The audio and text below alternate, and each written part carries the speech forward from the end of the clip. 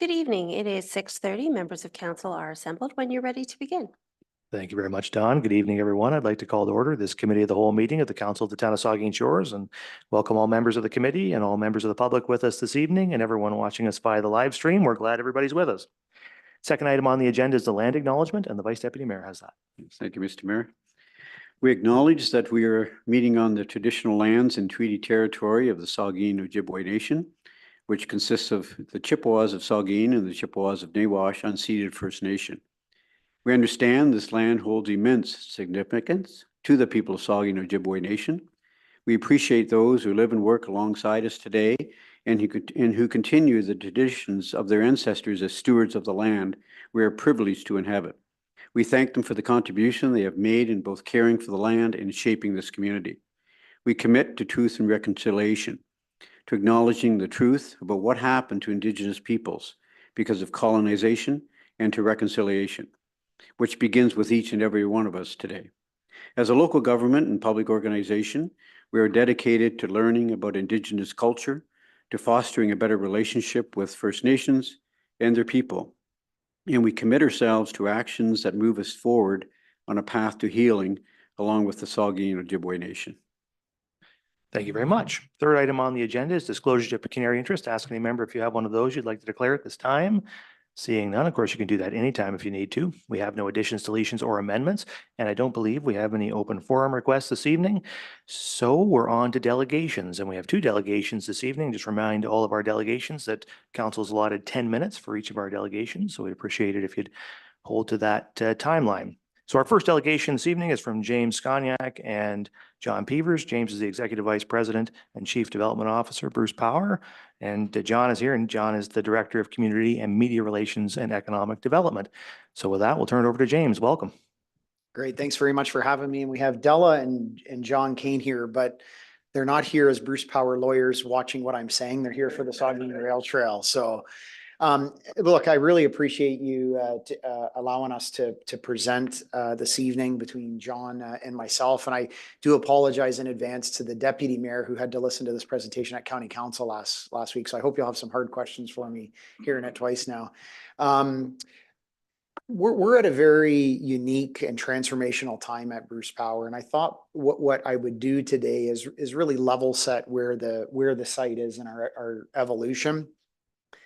Some of the challenges that we have, some of the opportunities that we have. And, because if we look across the country and across the world at the massive focus on the energy transition, there's no doubt that there's a significant renewed interest in nuclear power. Obviously, nuclear power has been very central to what we've done in the province of Ontario for a long time, but you're really seeing this embraced throughout the world in a very significant way. And with that presents some challenges to us and many, many opportunities. I'm not going to do sort of a death by PowerPoint presentation today because I know the materials were pre-circulated and posted. But what I thought I would spend my time on today is this slide.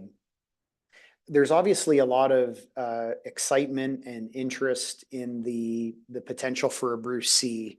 That's obviously consumed most of the what I would call media attention. A lot of the questions that John and myself get asked are related to Bruce C.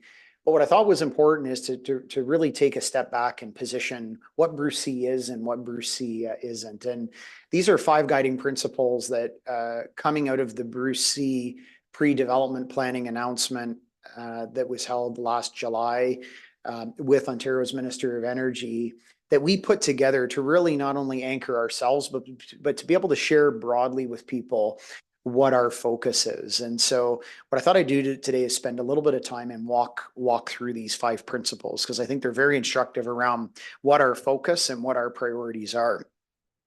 Over many years, Ontario has had different iterations of their long-term energy plan. The current long-term energy plan is called Powering Ontario's Growth. And just for context, Powering Ontario's Growth is really a plan that goes out to 2050 for the province. Seems like a long way away, but it really isn't in energy planning terms. It's only 26 years from where we are today. And that's really 2 cycles of, for example, nuclear build. So it's not as far away as it may have once seemed.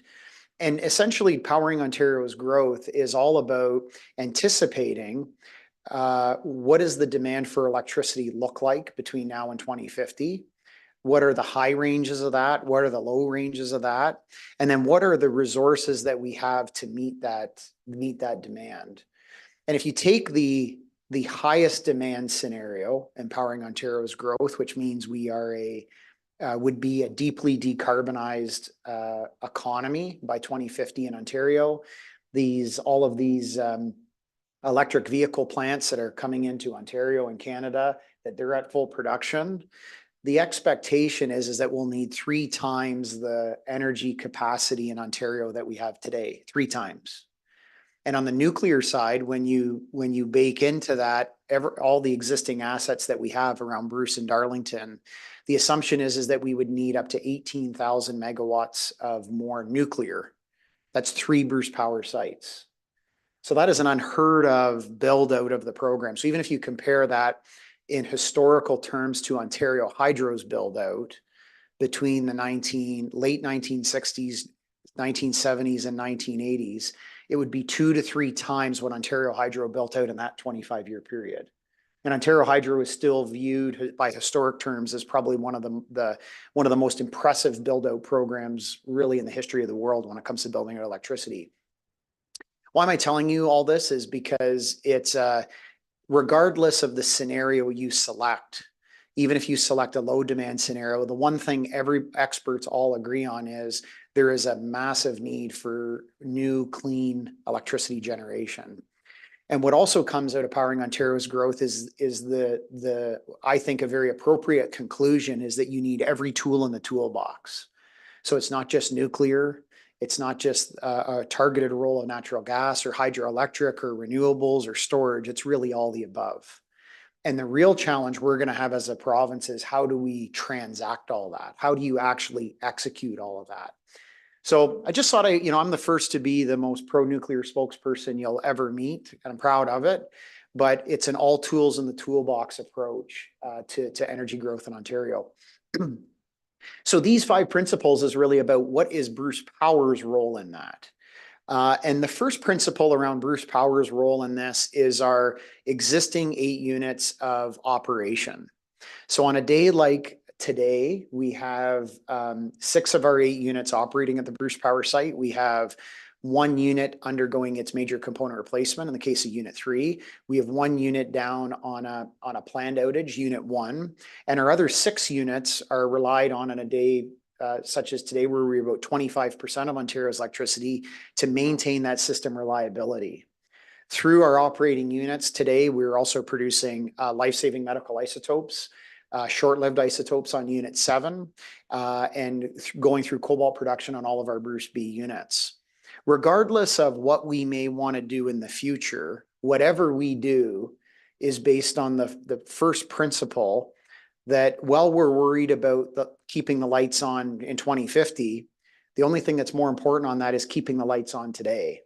So whatever we're doing, we can't lose focus on those existing operating units that we have, safely operating them every day to a high standard of reliability, and recognizing we have to continue that role while we're looking into the future. And so that's a first principle, because if you think about the people that of our 4,200 base employees, approximately 4,000 of them are focused on running that every single day. And so when we talk about all of these exciting items in the future, you only have a potential to do something in the future if what you're doing today is reliable. And I actually believe that one of the reasons why there is renewed interest in nuclear is because we've been able to demonstrate that reliability and predictability in areas like during the Russian-Ukraine conflict or the invasion of Ukraine, during challenges where there's been tight electricity demand. The province and the country has been able to count on nuclear power for that output. So that's principle 1. We got to really focus on that each and every day and earn our future. Principle 2 is that, again, before we even think of new build, we at our site continue to have Canada's largest private sector electricity project on our site. So of those 8 units I talk about, only 3 of them have been refurbed. Units 1 and 2, and just recently Unit 6. We have Unit 3 underway. We'll start Unit 4 next year, and then we'll sequence through 5, 7, and 8. That program will be complete by the early 2030s. But there is no amount of new build that you can do for new nuclear that will replace the cost point, the predictability point, and the time frame of refurbishing existing assets. So our goal is, principle 2 is focus on not losing sight on that life extension project that we have. We have to successfully complete our refurbishments. During the refurbishments, what we're also doing is increasing the output from our units. We're optimizing their output. And it's with that confidence of delivering those projects safely, with quality, on time, and on budget, that there's an interest in the part of the government, investors, bankers, suppliers to look at what other new capacity could you potentially build. And that's really where our principle 3 comes in. So I want to use a bit of a municipal analogy, and it's a very simplistic municipal analogy, so you'll have to bear with me. I think good municipalities, and I'm a taxpayer in Saugeen Shores, and I certainly think Saugeen Shores is in that category. Good municipalities that carry out long-term planning zone their communities through their long-term planning in anticipation of growth. You zone residential, you zone industrial, you do work like you're doing at your innovation park. You carry out long-term planning, so when the growth comes, the growth can take advantage of that planning. It doesn't need to start from scratch. So if you think about what we're doing when we talk about our impact assessment, which is in principle 3, that's exactly what we're doing on the Bruce Power site. We want to, while we're carrying out area 1 and while we're carrying our life extension over the next 4 to 5 years, we want to permit the site for new build. We want to have it zoned. So just like a residential zoning, we don't know the size of the house. We don't know who's going to build it. But what this permit will allow us to do is it will tell us we have a licensed site that you can build a reactor on, and it will be bounded within a certain parameters of technology and output and parameters. So when we get to that stage, we're not starting from scratch. And obviously, because it's a nuclear plant, it's a multi-year process. And so we received funding from the federal government. We have a cost recovery agreement with the provincial government where we will invest some money, the government will invest some money to have this permitted. And the reason why the government's comfortable funding this is because this actually de-risks the project for them. So at some point, they want to have a de-risked project. It allows us to take the time to decide what, and this is really principle 4 comes in, to decide what is it we may want to build on the site. Is it ready? Has it been designed? Can it be constructed? And so again, taking that methodical, sequential process. And then the 5th area, and this is an item that is further out. Oftentimes when you have the level of excitement and support that we've had for Bruce C, people have more questions than they have answers. What is it going to mean to the community? Where's the workforce going to come from? How can municipalities prepare? What does economic development look like? All of those various questions. We plan to use the next 4 to 5 years to map all of that out. So we're taking an approach to building large infrastructure that is frankly unique in Canada's history, where I often say you go slow to go fast. You take a period of time to map those various items out. So when you put a transaction together, and this would be, if it ever proceeded, a multi-billion-dollar transaction with probably both levels of government, a very large, significant build program, that those elements are incorporated into whatever that transaction is. And that's really what we've put together here. So I thought I would spend a few minutes and talk about these guiding principles and just give you a sense of what has really anchored us. There's 2 other points. I know I'm short on time, Mr. Mayor, so I will make it quick. There's 2 other items I do want to talk about from a community perspective that I think are really important to Bruce Power. The first is the work that the municipality of Saugeen Shores, but municipalities across the region continue to do. When we engage with suppliers, I can tell you, and we talk to them about localizing and sustaining their work here. The consistent feedback we get is, in particular from Saugeen Shores, is they feel very welcomed into the community. And one of the areas we're really looking forward to working to promote with our suppliers is the innovation park. So as we have suppliers that are looking at longer term opportunities in the area, the innovation park is one of those areas where I use the example here, what we're trying to do on our site to say, you know, this is a community that is welcoming to that. And so as we look to, as that gets to a point where the municipality is marketing it, but that continues, one of the things I've committed to the mayor and John's committed to the mayor and staff is we look forward to sharing that with our supply chain because that innovation park could be an area of significant interest to them. And one of the things we'd like to see is that as suppliers first kind of came into the community in the 2016, 2017 timeframe, we really want to now see them transition to longer term type accommodations. And so with the growth in the community, it'd be nice to see some of these industrial and innovation parks start to see, you know, new facilities come in, and you got our commitment to certainly encourage that with our supply chain. And while Bruce Power at this time doesn't have a specific need for facilities offsite, we've also committed to the municipality that, you know, should we need a facility offsite, that we think that would be an ideal location for us to consider. So I just wanted to compliment you on your long-term planning because I think that is very important. The final thing I just want to raise is what I call teamwork. And you know, when you're in a job like mine, whether it's isotope production, whether it is bringing suppliers, attracting investment, a lot of the people that I interact with, they're making a decision on, number one, do they come to Canada? And number two, if they come to Canada, do they come to Ontario?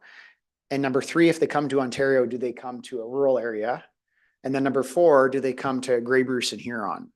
And I think our region over the last 8 years has been really successful at localizing a lot. I think there's a lot of rural communities that look at what this region by coming together has done as really impressive. What's really important is that we don't lose the secret sauce that brought all that together. And that is that from my perspective in Grey Bruce and Huron, there's no municipal boundaries. I don't care what county it is. I don't care what municipality it is. My goal and Bruce Power's goal and Mike's goal and John's goal is, how do we bring people into that tri-county region? And that is very, very difficult for you as elected officials because you have an obligation to your municipality. But that is one thing as we continue to move forward that's served us well in the past. And we have to continue that regional approach in the future. And I'm sort of a believer in the rising tide raises all boats. But that, you know, that leadership is going to continue to be important. And I want to compliment you for that. When the municipality is up at the Canadian Nuclear Association conference in Ottawa, it's very clear it's from our region. And that goes a long way with suppliers and the investment we're trying to attract. So I'll take the rest of the slide deck as read and happy to answer any questions you have, but I just wanted to start with that overview. Thanks. That's great. Thanks very much, James. Are there questions or comments from members? The Vice Deputy Mayor. Yeah, thank you, Mr. Mayor. And first of all, James, thanks so much to Bruce Power, yourself, and John Peevers, Mike Renchek. Amazing contributions you've made not only to our community but to the entire area. So I just want to say thank you. And you know what you did for Lamont Sports Park and so many other projects. So we really do appreciate it. And that Lamont Sports Park looks amazing, by the way. It's terrific. Thanks again. And I just wanted to also make a comment. Well, it's really a question. The production of medical isotopes, James, that tour we had last fall, I think it was just an incredible tour. And hats off to you again for all the great work you're doing there with the production of life-saving isotopes. I'm just wondering, from a shipping abroad, what's the end goal here in terms of where are you shipping to now? And you obviously see production stepping up, improving, escalating to what new levels, and where are you shipping to, and how far abroad are we going with isotopes? So we produce two types of isotopes. The first isotope we produce is a long-lived, what we call long-lived, as a long half-life, and it's called cobalt-60. So about 90% of the cobalt-60 we produce is used in sterilization. About 10% is used in brain tumor and breast cancer treatments. that is harvested every 3 years from the Bruce B units. We'll be coming up with a harvest pretty soon here. And all of that is shipped from here to Nordion in Ottawa. And from there it is shipped to, 60 countries around the world.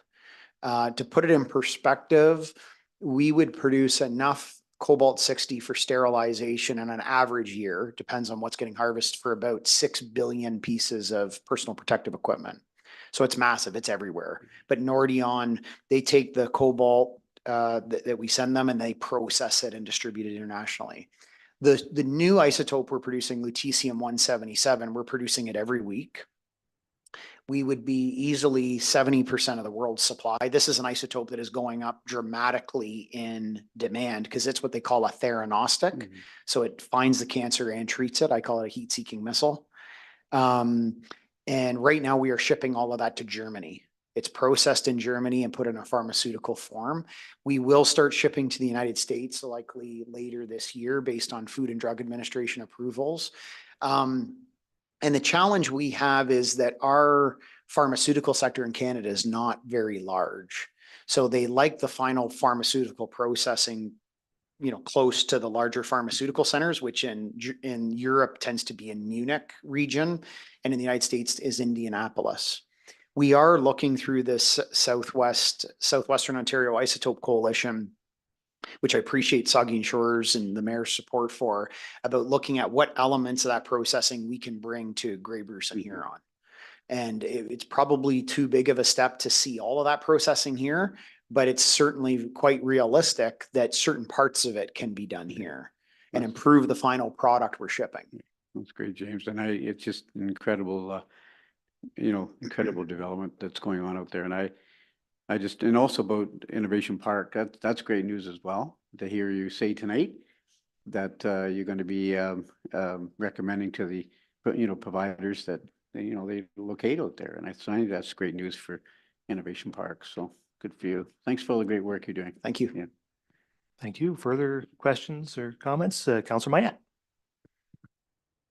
Thank you, Mr. Mayor. And through you, hello, James. Thanks for coming today. Yes, yeah. My question is about, and it goes back to when I used to work at Bruce Power, and I remember working with you and now the communications department under John. You were always very good at sort of gauging public opinion. I know you'd send out advertising and then, gauge its impact on the public and serve through surveys and things like that. How are you finding, like I've been gone for almost 10 years now, how are you finding the new population? I know I'm a baby boomer and our generation was brought up thinking nuclear after World War II, and nuclear was such a bad thing. Now we were into Gen X and millennials, Gen X, and how are you finding those generations are accepting of the nuclear technology? And in the same vein, the Aboriginal populations, how are they becoming accepting of this technology? When it comes to new bills, I presume there's going to be a great deal of public engagement and things like that. So are you finding that the technology is more acceptable than it was before, or? Yeah, I'd answer it three ways. The first thing I would say is, so we do monthly polling across Ontario, and the polling, and we've been asking the same question for every month for 11 years. So we get pretty good and consistently support for the existing facilities like Bruce or Darlington continuing on their role. It's sort of 80%. So I always say probably anybody in this room running for office would take 80% of the vote, right? So it's very, very steady. Overall support across Canada and around like places like the United States, around the world. There was a growing support for nuclear power around net zero. What really has, I think, accelerated the support has been the war in Ukraine, where there's been this strong fusion between net zero and energy security at the same time. And so I would say in terms of public opinion polling, it's never been higher. There is always like in any issue, there are a very, very small shrinking group of people who have sort of philosophical opposition to it. When we poll by political party, an overwhelming majority of supporters of all political parties, 90% of conservatives, 85% of liberals, 65% of 65 to 70% of people who vote NDP and 60% of Green Party supporters support nuclear. So there's a growing consensus on that, which I think is really healthy because as an industry, what we can't afford is over the next 50 years, we're going to have governments of all stripes and ideologies. And it's very important we build this as a non-partisan issue. You ask about Indigenous communities, and here's the only way I can answer that honestly. I spend a lot of time, in particular, I thought your land acknowledgement was very appropriate with the Saugeen. I think we have a lot of work to do with the Saugeen. I think there are a lot of historic issues around when the site was constructed. And I don't want to speak for the Saugeen, but that is still there. It's still an unresolved issue. And so I would say that as an industry, the only way we are going to be successful going forward, and this is just the right thing to do, is to find ways, whether it's the Saugeen, other Indigenous communities and other provinces and other projects, to find meaningful ways of Indigenous participation in the projects. So I would say that we still have a lot of work to do with Indigenous communities and in industry. I think it's come a long way, but I don't think I'd be giving you the straight goods if I told you that it is, as strong as it is in those areas. We have some work to do and some catch up to do. And we know that, and we're being honest about it. And I'm looking forward to, turning the page on that and making the next 50 years look different than the last 50 years. Okay, Councilor Davinsky. Thank you, Mr. Mayor.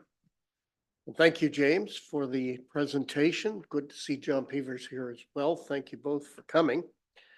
One of the questions I have is about isotopes, which you alluded to, and Darlington has just announced a program to produce isotopes as well. So does this affect Bruce Power? And if so, how? Does it become a competition, or is there enough room for everybody to produce away and serve the world? Yeah, it's a great question, John. So by way of background, the Darlington Unit 2, which is on an outage right now, Darlington Unit 2 has a delivery system for an isotope called molybdenum-99, and it's a diagnostic isotope. So it's a very, very large delivery system because it's an isotope that has a half-life of about 48 hours. So to get it to a final product, you have to produce a large volume of it. We're actually very supportive of the Darlington work. So they're not producing the same isotope we are at Bruce Power. They're focused on the molybdenum-99. They also announced last Wednesday, Thursday, they're looking at an isotope called yttrium-90. We actually looked at yttrium-90, and our system didn't have the right size for the ampules that are used there. So it's great to see there. So I think there's such a massive growth in this market. I don't see it as a competition. I think it's really part of Team Canada. So Bruce and OPG are both part of an organization called the Canadian Nuclear Isotope Council. And that council's committed to doubling Canada's production of medical isotopes by 2030 and a Team Canada approach. So I'm cheering Darlington on, and I think they're cheering us on. And yeah, I think our goal is really, I don't think we can produce enough medical isotopes in the next 10 years. In fact, I think by the 2030s, we're going to be in a place where there's going to be places in the world that their healthcare systems finally catch up, and they're going to be short treatments for patients because of lack of isotopes. So we don't want that to happen. If I may, Mr. Mayor, through you.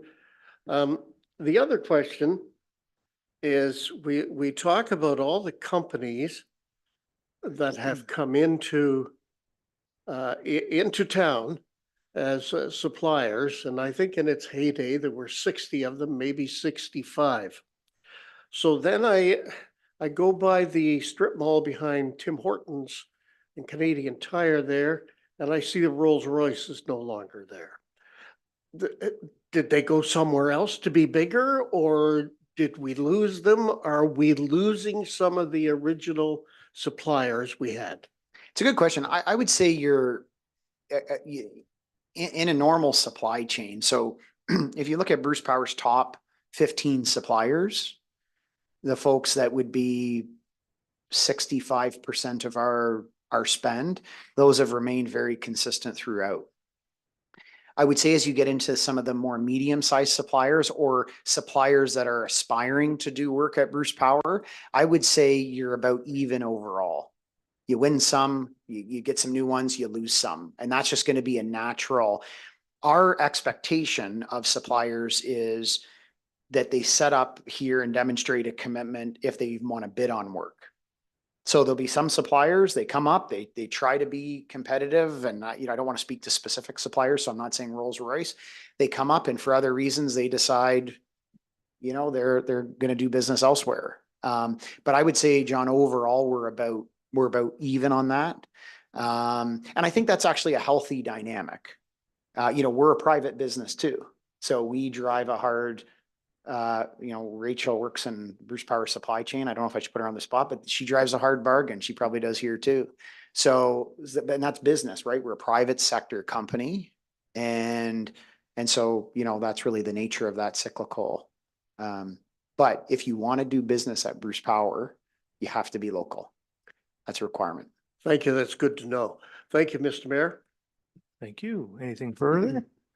Well, thanks very much Thanks for for having coming in, me. James. I think the reason why you have such good poll numbers is because Canada's got the safest, most reliable nuclear fleet in the world. Can-do technology is unbeatable, and it's pumping out just a torrent of medical isotopes and will pump out an awful lot more in the future, save lives all over the world and power our province into the future. And I guess just as a final comment, so the town of Saugeen Shores is keen to continue to work with you and to partner with all of our municipal neighbors as well as we work towards supporting the work that you guys are doing to both expand the fleet of nuclear reactors at the Bruce site, expand that production of medical isotopes, and all of the benefits that come along with that. We're going to be participating, I'm quite certain, in the impact assessment process as you get to work on the Bruce C project. We're going to be eager to participate in that. And I think,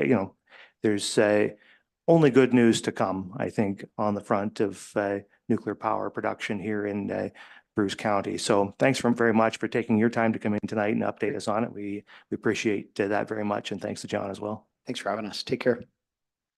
So our second delegation is from Della Avila and John Kane, and they're here to give us the annual update on the Saugeen Rail Trail Association. And the floor is yours. Don't forget to push the button, turn that mic on. There you go. Thank you again. I have to make a disclaimer. I will not be as erudite as James, so I will have to refer to my notes. This is about the third time, maybe fourth, that I've spoken to you. Just to tie to what James has said, this is a community organization where most of our members, not just the board, live in the community, have worked at Bruce Power. And so when James talks about, people coming to the area, my wife and I moved here from Toronto. I've lived, just to give you perspective, in New York City, in Liberia, in Boston, and I've made this place my home. And part of the reason is because of the facilities around here, one of which is the Saugeen Rail Trail. So this is a community organization made up of volunteers. And principally what we do is take the community asset of the trail and we have our volunteers run it and manage it with a huge chunk of money from the town and a bigger chunk of saved money from people's times. And so what I'm about to tell you in the next 5 minutes, since I'll give back some of James's time, it's really what we've done in the past year. Briefly, material has been read, our hopes for the future, and a couple of things that we hope we can work to resolve. So as it says on the, okay, it works. Yeah, we've been around for over 30 years, and we really just live to maintain an active transportation trail. That's pretty much the reason to be of the organization.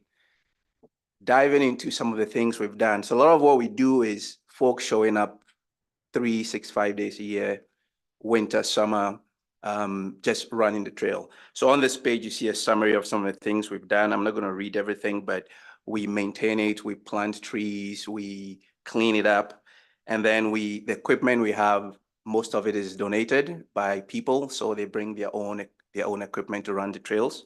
And we've bought some of the equipment ourselves to run the trail.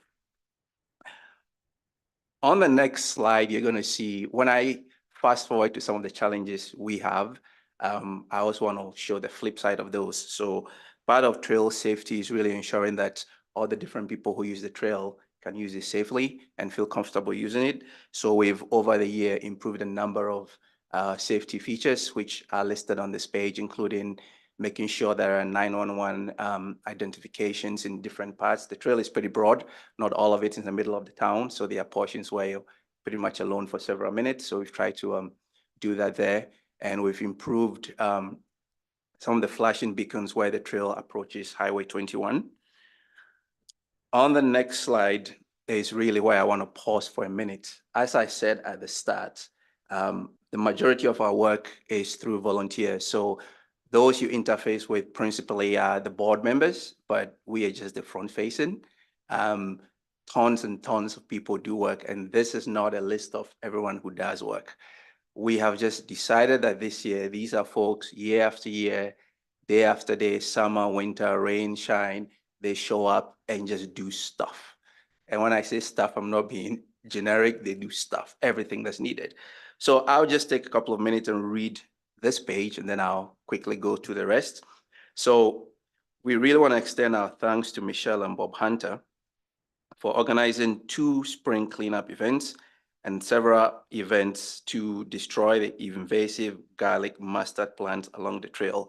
These are quite numerous and, to use my own words, very, very terrible. And so these cleanups were really, really key. Not all our volunteers are individuals. So we also want to extend our thanks to the Southport Horticultural Society for planting and maintaining the garden. So the trail is not just a roadway, it's not just a trail. There are different spots that are beautified, little parks that you can rest on. And the Southport Horticultural Society has been very helpful on that front. Jerry and Tracy Lambert from Trees for Saugeen for their dedication to the tree planting team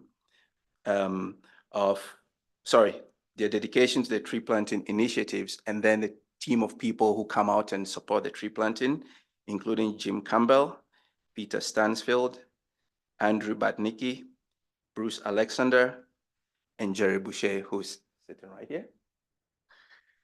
I also want to extend our thanks to David Shear for his establishment and dedication to the yearly maintenance and upkeep of the Bluebird House Protection Program. So along the trails, you're going to see some nice bird houses. And if you're lucky, you see some beautiful birds hanging out there. He maintains all of that along the trail. We want to extend our thanks to Doug and Melanie Mitchell for cutting and maintaining the grass from River Street to the 10th concession. That's a long chunk of it. And again, I cut my grass twice a week, which is not often enough. These folks do a great job all along the trail, so I thank them for that. In winter, we also maintain the trails, and there's a special team that does that. And there's one of the teams that they bring their own personal equipment and they maintain the trail for us. This includes Jim Campbell, Kristen Morton, Patrick Mile and family, Jerry Boucher, and Bruce Alexander. And I also want to thank several unnamed folks who just pick up along the trail, call us when they see things so that we can go and fix it. Just a quick touch up on some of the challenges we've had and issues that unfortunately continue to be pernicious.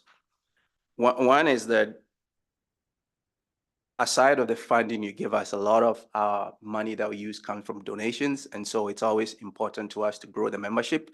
We're an organization where people donate from $50 to $100. So the more people you get, the more funds you get. So it's important.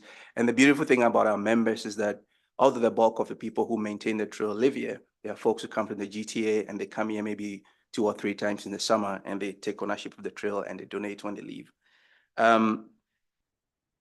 But the flip side of that is we don't always necessarily have the equipment when we need it. So for instance, if we're relying on somebody's snowmobile to help clean up the snow in the winter and it's not working on a particular day, then we might have a problem. The next point is really, really important. There's unfortunately been quite an increase in vandalism on the trail. And given that I live in town, I know in other parts of town also, part of it is teething problems when you have a town that's growing and people are moving in from larger cities. But it's quite a big problem for us because these are just some of the examples I've put on this list. We have a park in Southampton, Perkins Park, has been broken into twice, equipment stolen, in some cases just destroyed. Along the trail at different pavilions, there's been graffiti and deliberate destruction of property there. Again, that's problematic. And then also, actually, this one is particularly troubling because at the River Street Rotary Trailhead, there's a washroom there, and that seems to be the victim of quite frequent vandalism.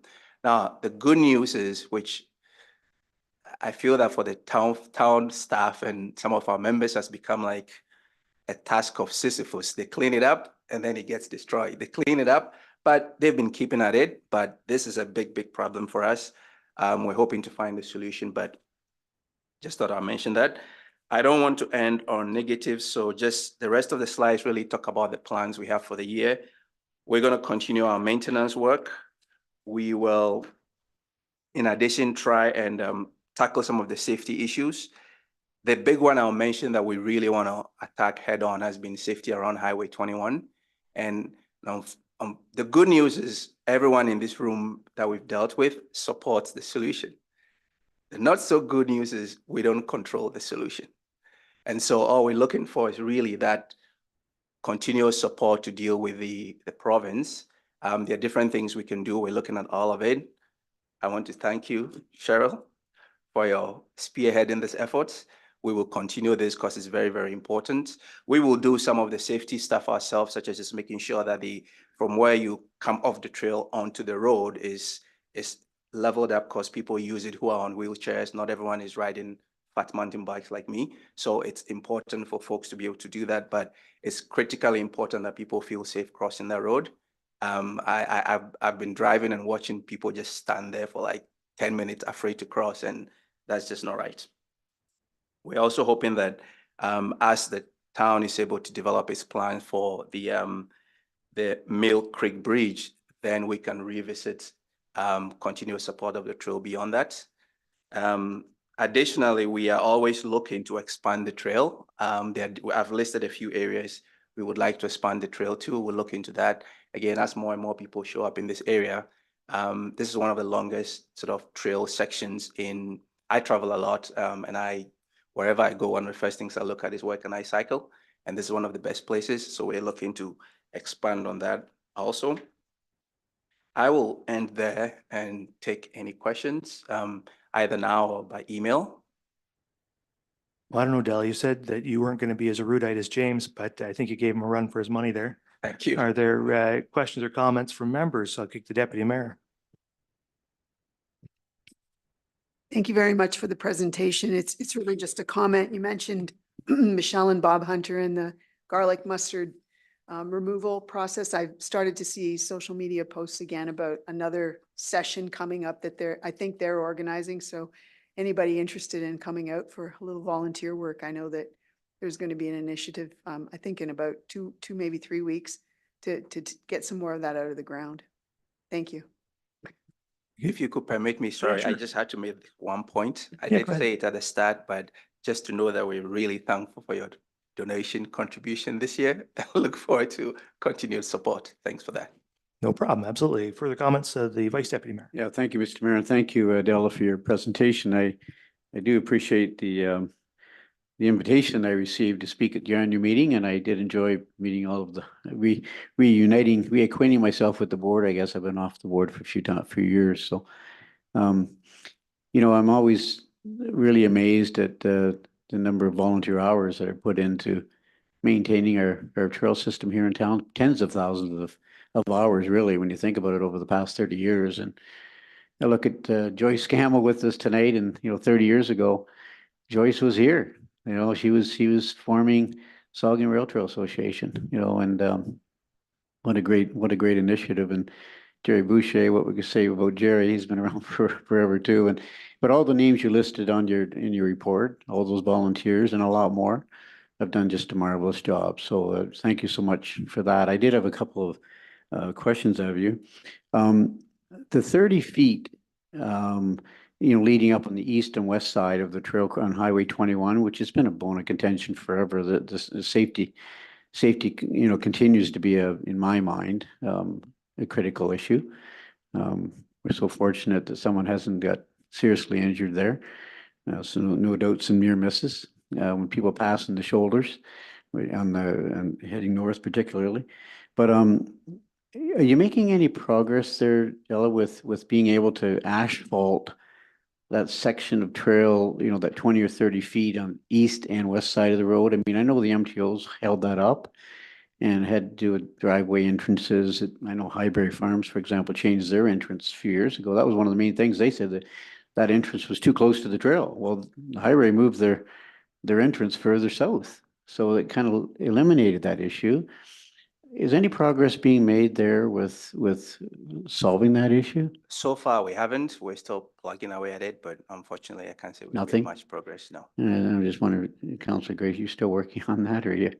But maybe Cheryl, could she comment on that? Maybe the CAO has a comment. Thank you. Through you, Mr. Mayor. We do have the Highway 21 crossing still as a major initiative in the Development Services team group for this year. The intent is that we continue to work at a staff level. We had heard last year when we did the delegation down at the Roma conference that MTO was doing some studies on the road. So we're just looking to hear feedback at the staff level, and we're very hopeful staff to staff that we can move something forward. And if not, then I think we'll be raising it again for council to bring forward at either Roma or AMO. It's good to know. Thank you, Mr. Mayor. This, changing the speed limit from 80 to 60 is one thing, but, it's difficult with the MTO, but getting that asphalt 10 or 20, 30 feet on each side to me is a no-brainer. It should have happened a long time ago. We just have to keep pushing to make that happen to you, Mr. Mayor, CAO.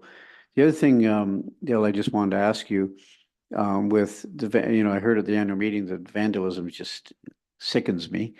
How much vandalism there is in our trail system and the amount of money it costs, right, to replace things. Do you have security cameras in any of your areas? And if so, are they working? Are there other areas you think you should be looking at security cameras? We have them in some places. The thing with security cameras is, you have a security camera, then you have to have a system to sort of then keep the records, then you have to be able to pull it up. We don't have it in nearly as many places. Then if you take the washroom, for instance, you got to deal with privacy versus security because the people going to the washrooms. So frankly, we don't have nearly enough cameras. And so it's a thorny issue because we've debated, aside of whether you can actually fund cameras everywhere, is it realistic to have cameras all along the trail? But as far as, I think Perkins, we have camera there now? Perkins shed? That's the only one with the camera. Yeah, that's the only one with the camera. Do you find that it's a deterrent? I can't answer that. I wouldn't know. I would say that in an ideal state, you have cameras and also maybe lights that turn on when somebody approaches. The problem with that is you might deter one or two crooks, but it might be bothersome to 100 people peacefully minding their own business. So, but it's something we've been thinking through and Okay, well, again, Mr. Mayor, just, thanks to you and to the entire board, all the volunteers that do such great work with our over 40 kilometers of trails in our town and very well used. So thanks again for all your great work. Thanks for having me. Yeah, I'll thank see you. you all on the trail. There might be more Oh, sorry, questions. sorry. Councillor Halpin has one. Thank you, Mayor, and through you. It has been my pleasure to be appointed to the Saugeen Rail Trail as part of my council duties, and I'm always in awe of the dedication of the Saugeen Rail Trail Association. They take such pride in our trail system. They dedicate hours of their time and effort to make the trail what it is. So a big thank you to all the members for everything you do. Your dedication does make our community a better place. Also to all the public out there, as I said a couple of weeks ago, let's buy a membership.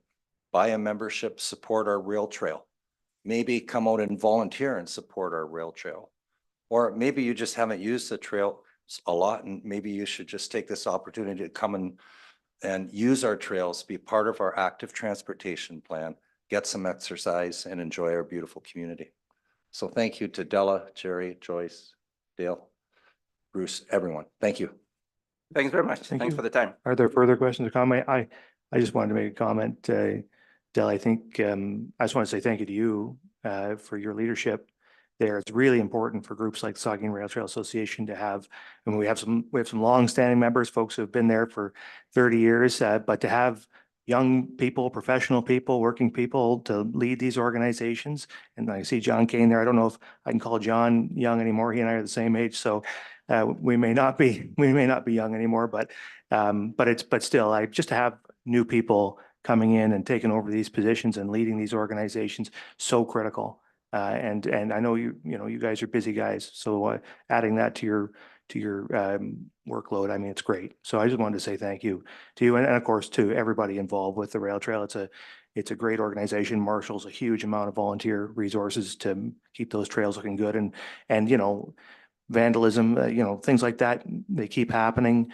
But I can tell you, we'll just keep fixing stuff. I think the very best thing to do is just be consistent, go back, clean stuff up, put it back to the way it was, and just be, just keep at that. And we will, in partnership with you. So thank you very much for your time tonight. We appreciate you coming in. Thank you very much. Okay, so that brings us to the end of our delegations, and we are now on to reports of municipal officers.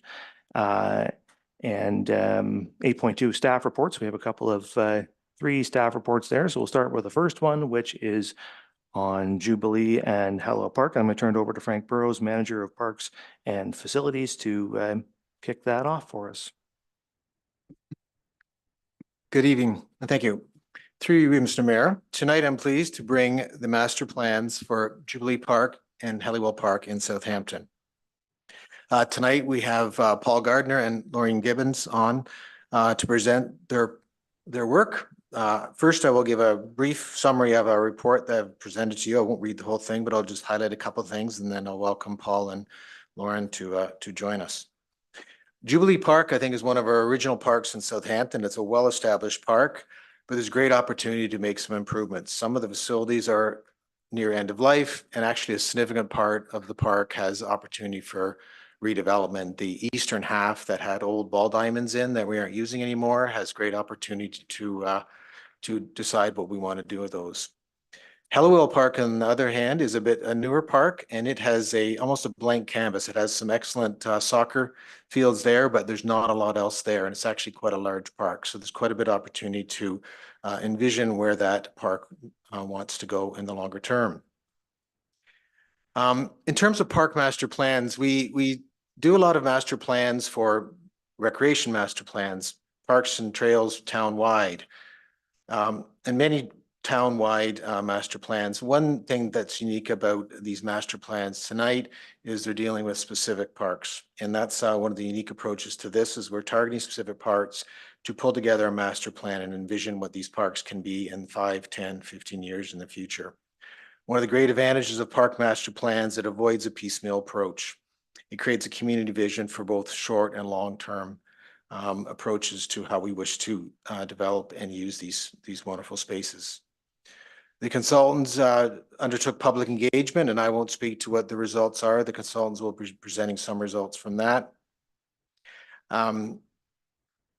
So what the master plan is a conceptual level plan. So I think what an important thing is you'll see the consultants will present. It's a conceptual level planning exercise, so it's not every single detail has been addressed. When these plans are supported and adopted, we then shift into detailed design. And that's where, again, there's another opportunity to fine tune and implement and design the detailed aspects of each phase. This exercise has also done some work around phasing and costing. I think the understanding that we will not be able to build out these plans in one foul swoop. For example, each Jubilee, we're estimating it could be upwards of $4 million in total, and Halliwell is similar.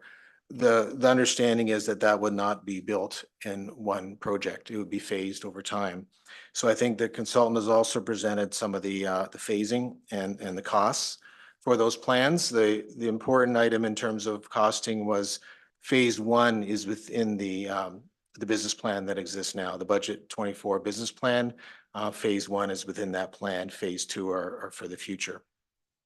I want to speak to one specific item as well, washroom facilities. As we know, wash facilities, we've talked at this table at Lamont's about what we want for washroom facilities in our park. And we're finding that washrooms, we could have a porta potty or we could have $1 million washroom and various things in between. And I think one of the exercises here, both Helliwell and Jubilee have been identified as a need for a washroom. So what we're going to do, we've recommended in this plan that we're going to explore opportunities very similar to what we're doing for Lamont Sports Park. We're exploring opportunities now of what size and cost we want to invest in washrooms. Lamont's, we're doing that in this year's business plan, and we hope to learn from that to how we can maybe propose washrooms for Jubilee and Helliwell. But certainly washrooms are a challenge. Spending $1 million on a washroom is a lot of money to spend, and there are other alternatives. So without further ado, I'm happy to introduce, I'm looking up and I see Paul and Lauren on the screen. You may recognize Paul. Paul was the consultant that designed Lamont Sports Park, and Lamont Sports Park has been a great success. And Paul's team at Landscape Planning also won the competitive bidding process for these master planning reports. And I see Lauren with her. Lauren's a landscape planner, and she's done a lot of the work with this plan. So I will now turn it over to Paul and Lauren. Thank you, Frank, for the introduction, and good evening, council, and everybody who's joining us online today.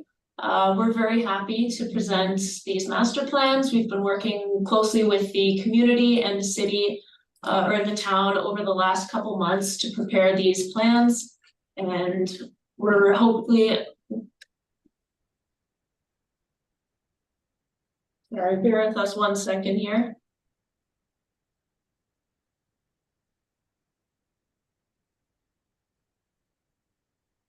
There we go. Can everybody see the screen okay? Yeah, okay, perfect. So Yes, we can see it. Okay. So as mentioned, we've been working with the town and the community over the last couple months to prepare these master plans, and we're really excited to share that with you as well as with the phasing and some preliminary budgets that go associated with those. So for the meeting agenda today, we've already done our introductions. I will be reviewing some of the master planning methodology and what it took to actually arrive at this stage here, as well as going through some of the background documents we've based our master plans on. Going through the public engagement sessions and some of the feedback that we received for each of the parks. And then taking a deeper dive into Jubilee Park Master Plan, the phasing of that, as well as Helliwell Park Master Plan and the phasing and budgets for that. And then we'll pause for some comments and questions, and then we'll move on to the second half of our presentation. So as Frank touched upon, the whole purpose of master planning is to really guide the town's multi-use plan for park investment. It's to ensure that all these proposed facilities and services are relevant to current and future desires of the community. And that's a really important point that we want to nail home with these master plans, is that we want them to be a true reflection of community values, what the end user really wants for now and also for the future, as well as to avoid a piecemeal approach to planning and make sure that there is a logical order with implementation and budget association that allows these plans to be fully built out over a number of years. So some of the background documents that we've reviewed and have placed our master plans in line with are the Saugeen Shores Recreation Master Plan, the Parks and Trails Master Plan, the Waterfront Master Plan, as well as many business plans and annual budget plans, as well, and also the Transportation Master Plan. So 2 in-person public engagement sessions were held in November of 2023. On the same day, one was held in the morning or in the afternoon at Southampton Town Hall from 2 to 4, and the other was at Rotary Hall in Port Elgin from 5 to 7. Following the in-person engagement, we asked community members and participants to also provide their feedback through an online SurveyMonkey for which we gathered the results, analyzed them, and there's a total of 232 responses collected from this online engagement. In the survey, respondents were able to input either for one of the parks, two of the parks, or all of the master plan parks. And as mentioned earlier, community feedback was weighed heavily and formed the primary basis for these preferred master plans, as well as leaded heavily into the phasing of these master plans. So just to show a little graphic that'll explain the upcoming slides, phase 1 is going to be delineated in the blue, which represents a 1 to 5 year build out. Phase 2 is in the orange, which is 5 to 10 years, and phase 3 is in the 10 to 15 year range. So for Jubilee Park, the public engagement results are as follows. We asked the community a number of questions, such as what were their favorite existing amenities? What are the top 3 priorities for park redevelopment work, as well as some of their least favorite amenities that were shown on the original master plans. So for the favorite existing amenities, there was a lot of feedback in regards to the existing baseball diamond. There's a main baseball diamond that's very heavily used by the community. A lot of people really love that, but said that the improvements to that are maybe not a priority item, but that they really liked having at least one of the baseball diamonds to remain. As well as the shade structure by the water play was another high priority item, and the existing washroom facility as well. So for redevelopment, the top 3 priorities were there was an appetite for a new washroom facility, improved walkway connections throughout the park, as a lot of the park space is a little sterilized right now with those 2 existing secondary baseball diamonds that aren't really used as much. And there was also an appetite for an additional large shade pavilion for picnicking and family gatherings. On the original master plan, some of the least favorite amenities that were shown were the off-leash dog park and the pickleball courts, because people thought they may be too loud or noisy next to the existing residents. So this graphic here on the screen shows the ultimate build out of Jubilee Park. So the existing playground is set to remain, and it is not in this plan proposed to be renovated at all. People love the existing playground as is. But as you can see here, we'll be proposing to redo the shade structure by the splash pad, as well as provide a network of trails that link you from the front half of the site all the way through to the other proposed amenities on the site. Leading into a bit of a fitness loop over here with some berming and some tree plantings. A proposed basketball court that's central in the site and will be screened from noise by these 2 adjacent berms, as well as lots of tree planting. Some additional naturalization plantings along the back here to buffer the active amenity areas from some of the existing residents around there. As well as a quiet reflecting seating node at the top here, which lends itself very well to kind of a more passive area of the park. As well as there will be a secondary shade structure that is associated with this quiet passive area. Some additional picnicking opportunity over here with an associated large shade structure that could be potentially permitted for large family gatherings. As well as throughout the site, we've implemented some additional parking and formalized some of the parking along Scott Street and increased it slightly. Also part of this master plan will be the improvements to the main baseball diamond. As mentioned, a lot of users really like this main baseball diamond, but the improvements to that don't need to happen until future phases. Also shown over here in the corner is a single stall washroom facility to help add a little bit more washroom to either side of the site. So people don't have to cross from this side of the site to get to the existing washroom facilities over here.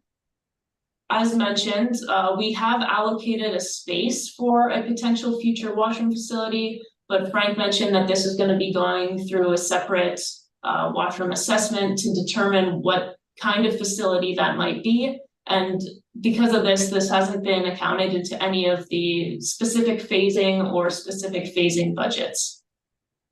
Another thing to mention is that we have allocated some trail lighting along this southern trail here so that both sides of the site are accessible and lit. So for an overview of phase one, we really took the community consultation to heart, and we made sure that phase one not only fits within the approved business plan for 2024 and 2025, but reflects what people really valued as the top priority items in this space. So to recap, some of those items were improved connectivity. So we're going to be adding these pathways as part of the phase one proposed works. Redoing the shade structure that is currently by the splash pad, and providing a secondary large facility and pavilion that can be rented out for picnicking areas, as well as lots of tree planting and site furniture such as gathering tables, litter receptacles, and benches.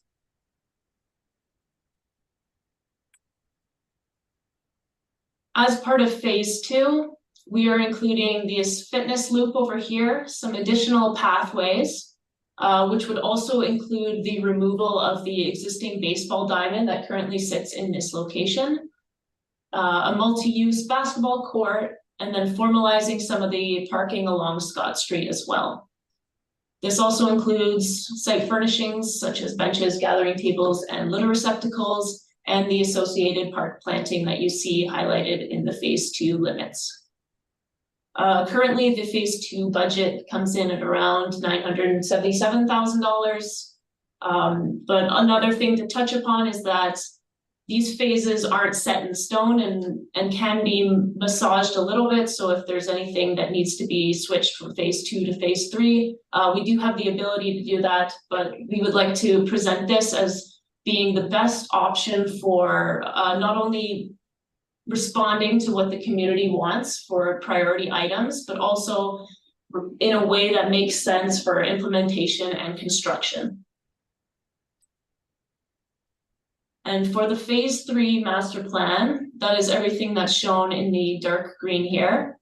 So in this phase, we'll be doing the baseball diamond improvements, which would include redoing the fencing, providing additional bleachers, lighting as well.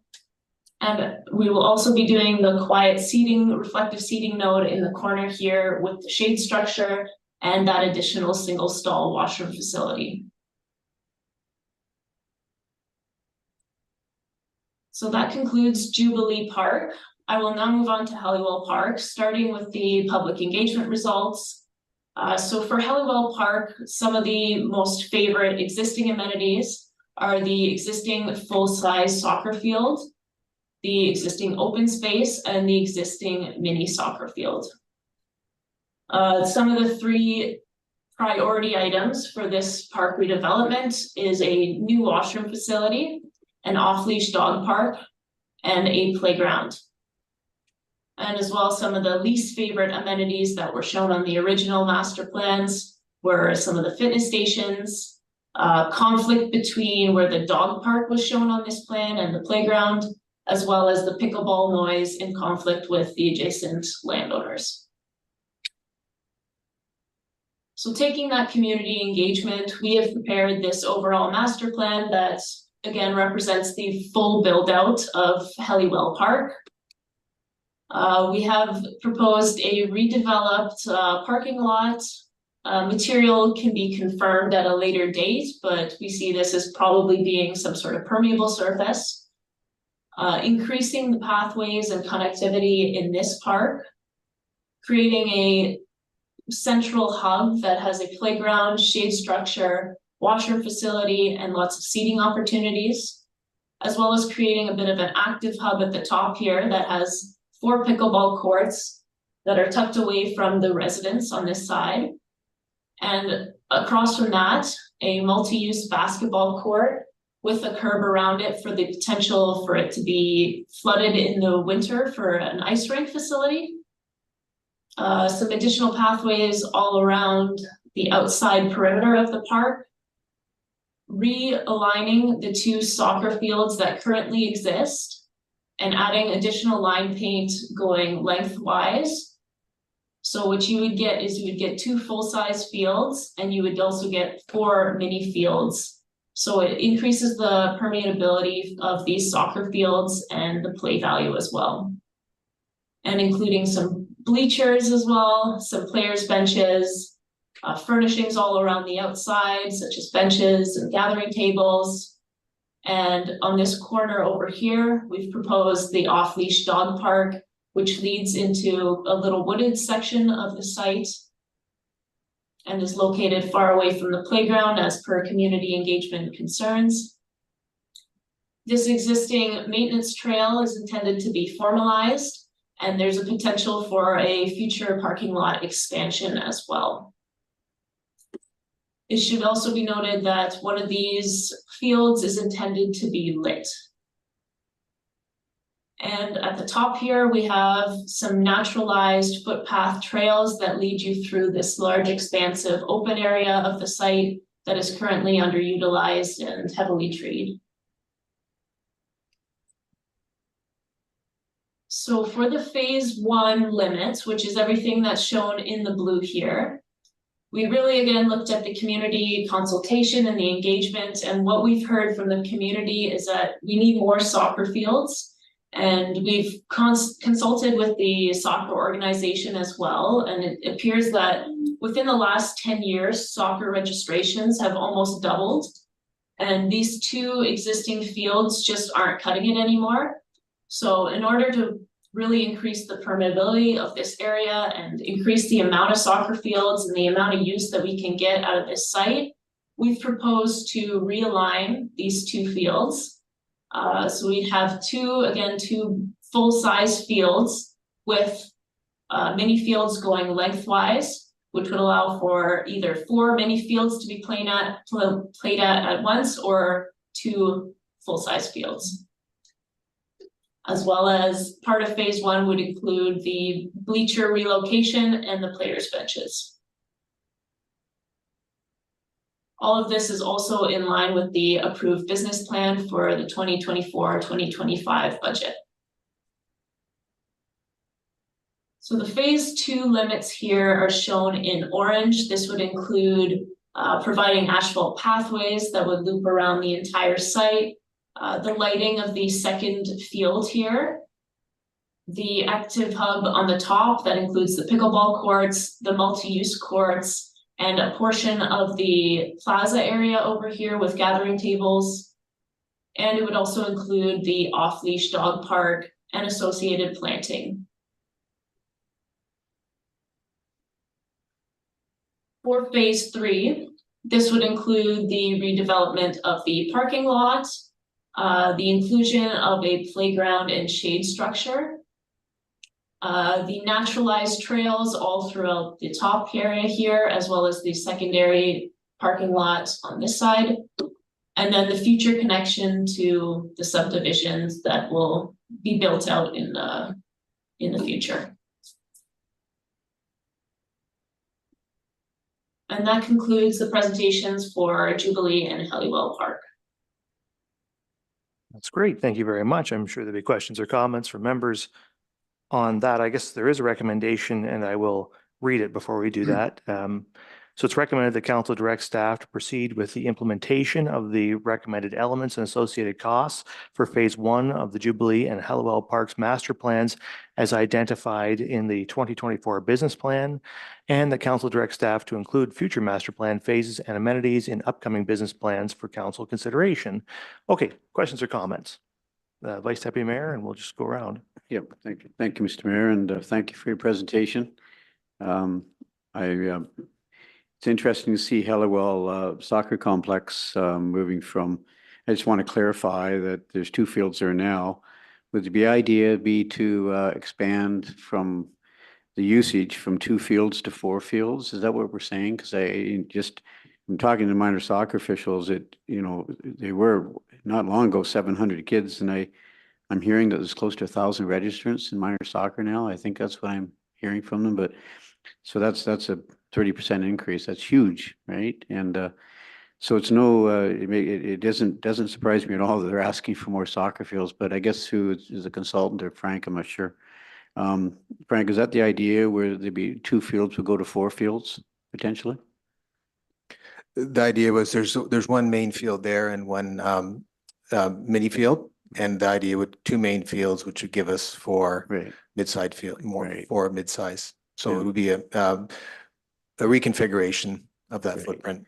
And that just makes good planning sense because they're busting at the seams apparently, and there's a need for a couple more soccer fields. So that's good news. I love the plan, and I think to light a field, it's a lot of money to do it, but I think that we do it for ball and other amenities, and it'd be nice to see a lighted, lit field there someday at Helliwell Field, and double the amount of use, during the nighttime soccer, and it's a lot of money, but I'm glad that the consultants have picked that up. There's a need for a lit soccer field.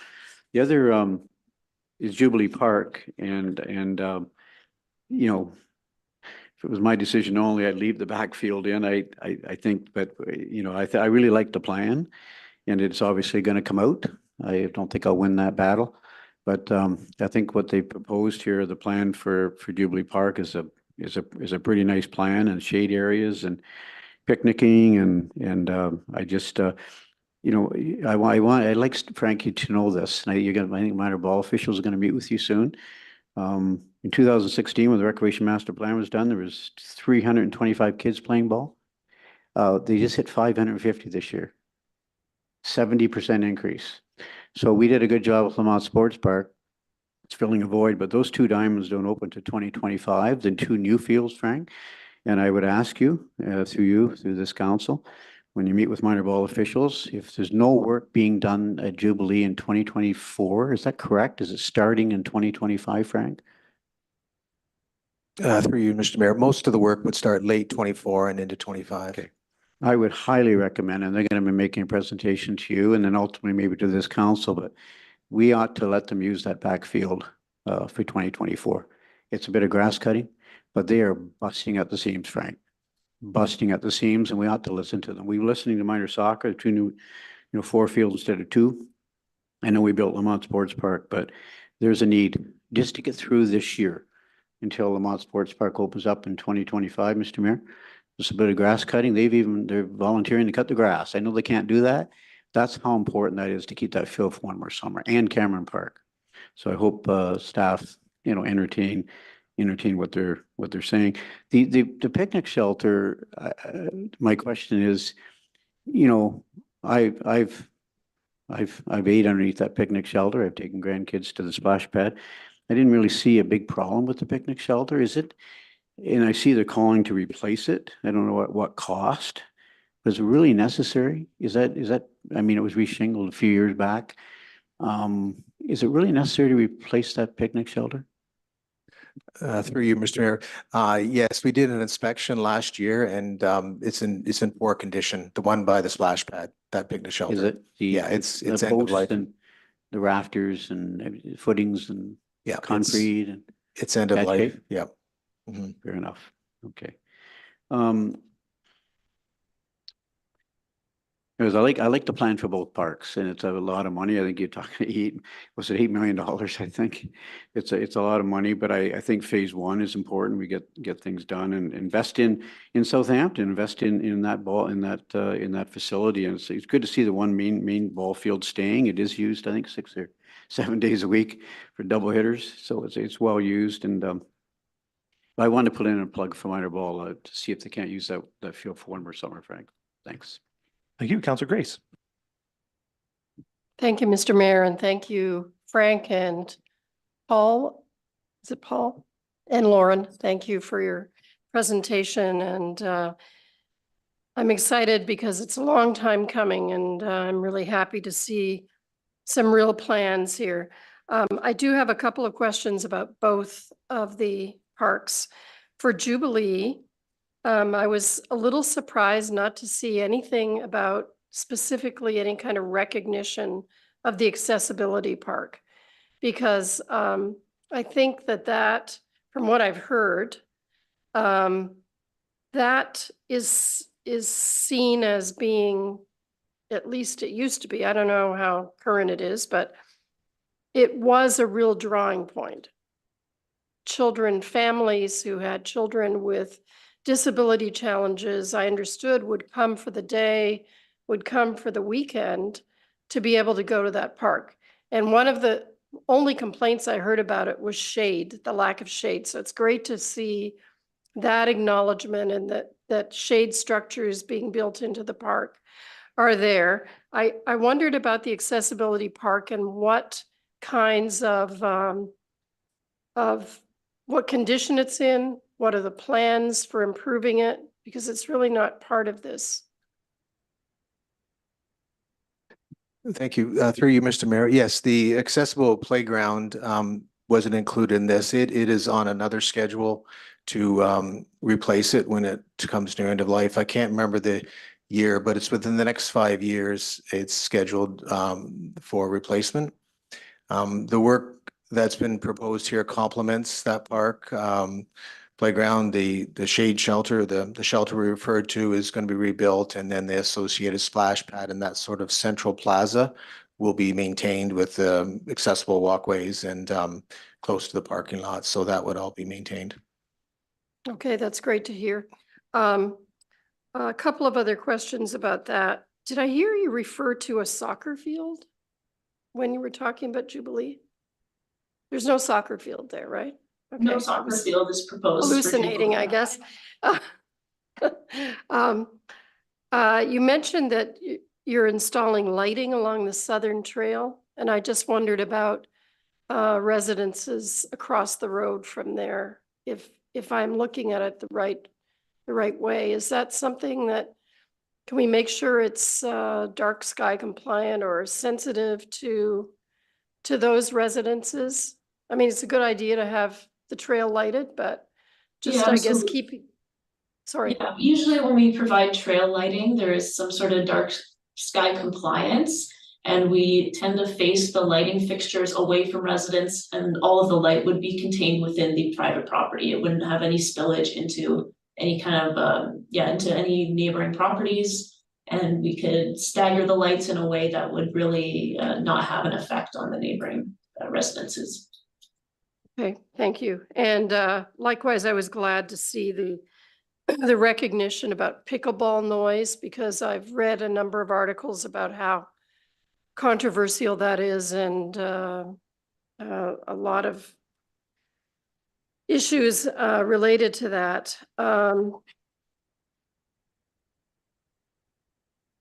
Okay, now my next questions are about Hellawell, and staying on the pickleball court thing.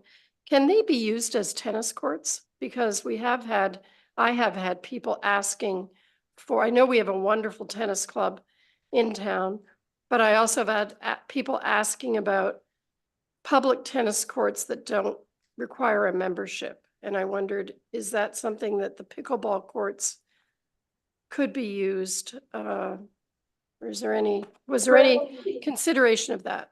The way that they're sized now, they are truly just a pickleball court. However, in the past, we have provided tennis courts with pickleball line painting on it to have that dual purpose. So we could expand that area a little bit more to provide a full-size tennis court with the pickleball line paint on it. Well, that would be great if you could consider it. Another question about Hellawell, there used to be an issue with drainage, and I talked to Frank about that, I don't know, 5 years ago or something. Is this still an issue, or is this something that would be addressed? Yeah, so the current soccer field is actually built up on a bit of a berm to prevent that. I guess it's a bit of a low point in Hellawell, and it's you don't want the soccer field to get wet feet. So it's right now it's built a little bit up higher than the rest of the site. Part of the phase 1 budget includes regrading that area to allow the new soccer fields to be perched up a little bit. And then in through the detailed design, looking at that plaza, drainage will be a huge component of that to make sure that we aren't, promoting drainage in places that it shouldn't be, and having low-lying wet areas in any of the spots in the park. Okay, and my last question is about the dog park. I'd really love it to be moved up in time. people have been asking about a dog park in Southampton for a number of years, and I don't know if there's any way we could fit it in to phase one. That would be great. Thanks. Okay, so I think I have Davinsky next, and I'll take Stack, and then I'll come to the Deputy Mayor. Thank you, Mr. Mayor. Through you, I just want to get clarification on the soccer fields, if I can, Frank. We have 2 soccer fields, full soccer fields, which can be turned into 4, and this is where the vice, 4 mini soccer fields. Is this correct? Not quite. And that's partially my error through you, Mr. Mayor. So there are 3 sizes of soccer fields. One's the large main field. And then there's a mid-size field, which is half of a main field. And then there's a mini field, which is about a third of the size of a main field. So there's 3 sizes. So at Helliwell, we have 1 main field now and 1 midfield. We're going to reorientate them so that we have 2 main fields. And then with each main field, we have 2 middle-sized fields. So it could be a total of 4, depending on how you Okay. program them. All right, Yes. just a different size, that's all. Yes. Okay. When I look at Helliwell Park again, public says the #1 priority is new washroom facility. And I check out the 3 phases and I don't see a new washroom in there anywhere. I know they have a porta potty or whatever you call it there now, but is there no plan for a new washroom facility at Helliwell in phase 1 or even phase 2 for that matter, but that could put us 10 years out? Yes, I can speak to that through you, Mr. Mayor. So as you know from our discussions with Lamont Sports Park, trying to right size a washroom building at a reasonable cost, we're trying to land where we want to be on that. So what we've done, we've pulled the washroom out separately. So you'll see in each Jubilee and Helliwell, the washroom is a separate washroom only phase. And after we've done our analysis on washrooms, first and foremost at Lamont, we have an exercise now to decide what style of washroom and also what price point. We will then, the idea of rolling that model out to both Jubilee and Helliwell. I think we've heard there's $1 million washrooms out there, which I think we've got some feedback that that's too much money to spend on a washroom. And we want to explore less expensive ones. We've talked about their experience at the Port Elgin Tourist Camp. For around 200,000, we had a nice prefabricated washroom as one option. So those are the sort of two options. So we want to do some more analysis on washrooms and come back with what we think is best suited for these parks.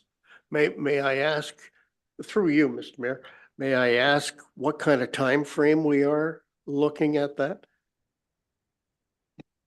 We don't have a set time frame. I think right now in our business plan, we're looking at washroom design at Lamont in 24 with the intention to build at Lamont in 25. So with the learnings from our Lamont experience, we hopefully to translate that to other parks. So I would anticipate it would be after the Lamont washroom is built. Okay, and I would hope that like Jubilee Park has what you might call a 3-season washroom there now. Helliwell doesn't have much of anything. So I would hope that Helliwell would be done first before Jubilee would be done, but they might both get done at the same time. I don't know. But that's what concerns me the most is the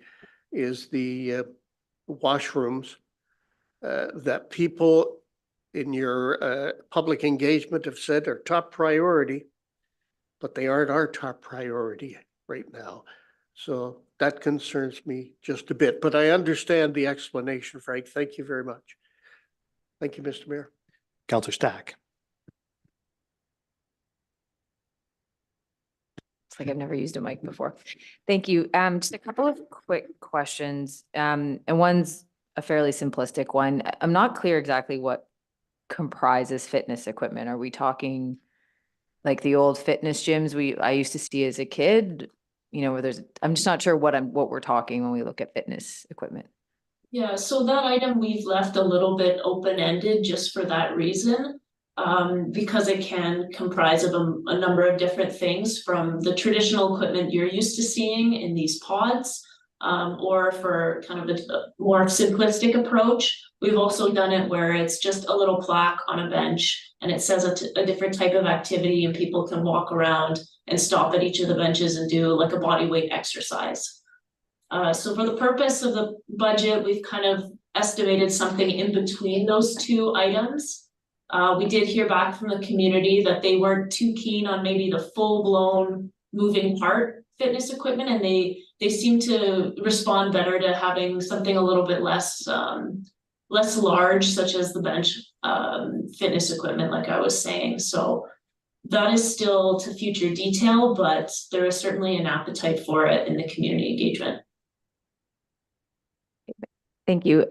So my next question is just about noise. So slightly different take. So first a comment.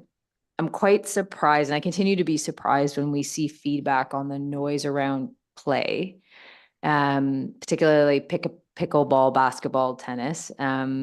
Just as a general comment, I'm a bit surprised at some of the feedback. And I'm just curious when we look at the noise berms that are in some of the plans, what's the rough cost? Because just from my perspective, living near a park includes the noise of play. So I would rather we not spend too much money blocking out the noise of play from some of that feedback, given that, from my perspective, and it's just my perspective, there are better uses of money than blocking that noise.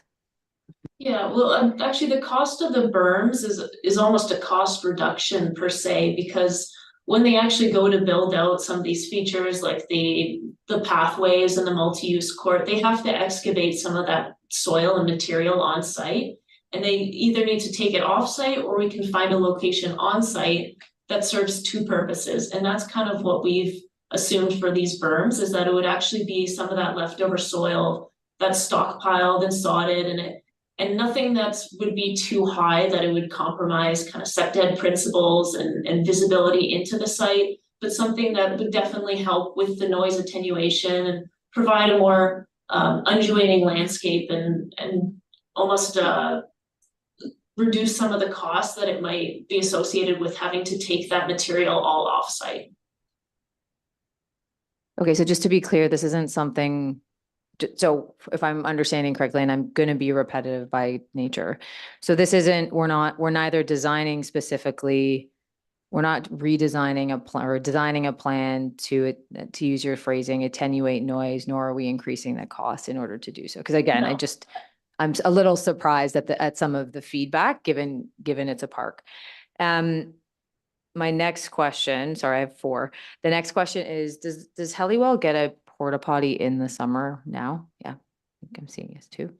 Through you, Mr. Mayor, yes, it does. Yeah. Okay. We use place 2 there now.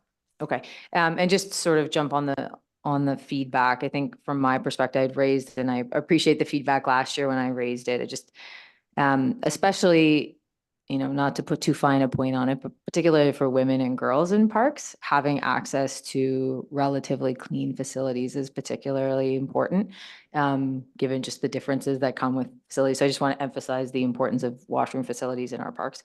And then my final question may be a bit of a brain teaser and may be a bit silly. So I'm going to do this to the CAO probably. I think it's probably a reflection of my lack of understanding of the planning process more than anything else. So I think we said in Helliwell, there's a forthcoming development. So are they going to be able to take credit for the park space that's already there, or would we be able to get them to the money that they would otherwise pay for park space we could put towards this park development? The CAO. Yeah, thank you for the question. In the background here, I was texting the Director of Development Services, and I think a couple of things that we're going to be looking at are development charges and how they can apply to these park projects in the future phases. We also have our parkland dedication fees, which is what you're referring to. And then because Helliwell is adjacent to development, we'll be looking at opportunities for that subdivision to either contribute to or link to the park, that facility. Yeah.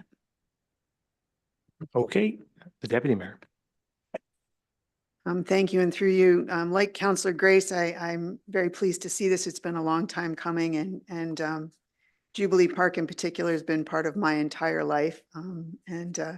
Frank and I live fairly close to it, so I'm very excited about the potential for some rejuvenation there. I have a couple of questions though.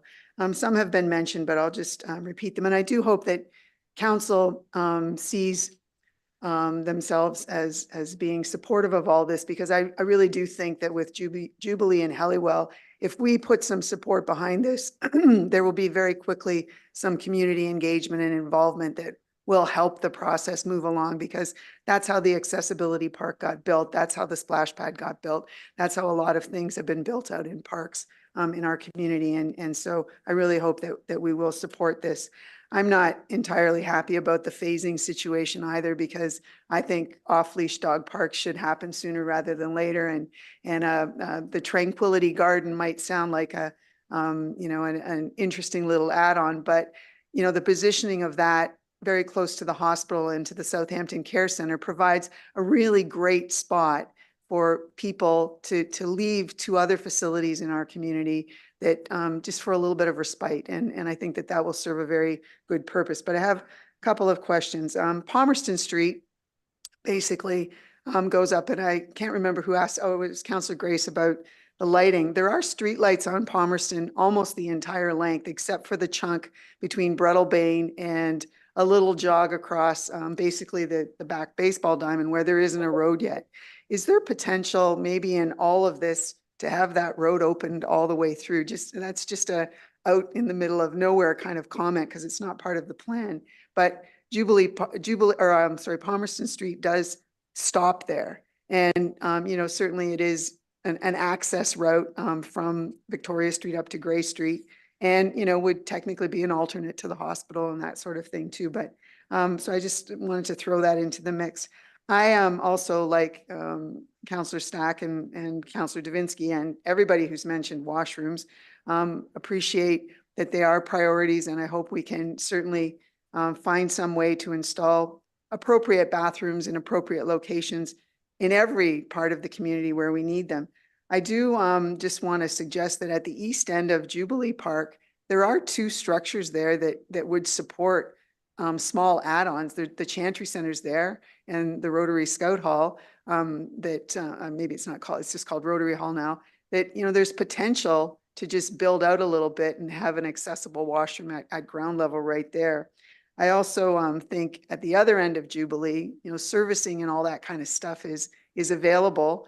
And at Helliwell, we've got servicing along Grenville Street now too. So, hopefully we can find some effective ways to deal with the financial side of it, that we can have something happen sooner rather than later. I was going to ask about the accessibility park rejuvenation and where it fit on the schedule too. I know Frank has said that it is there, maybe within the next 5-year window. That's good.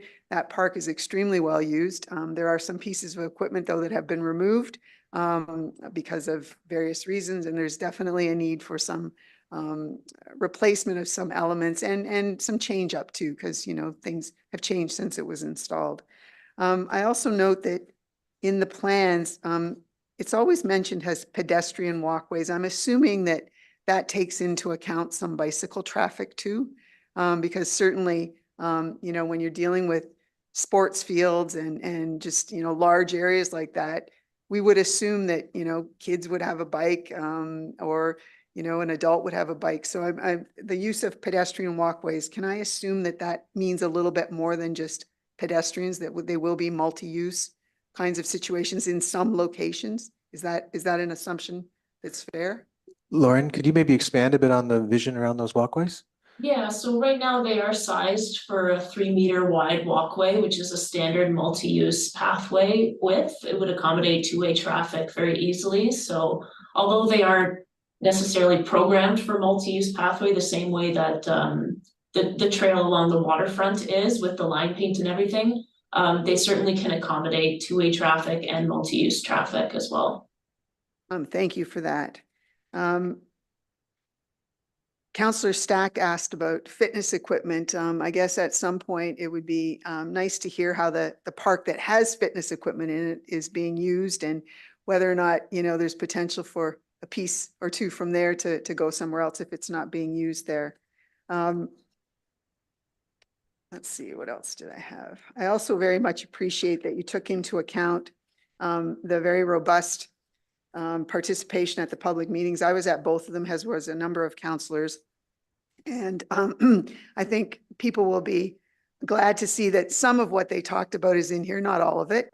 But again, you know, it was certainly well attended.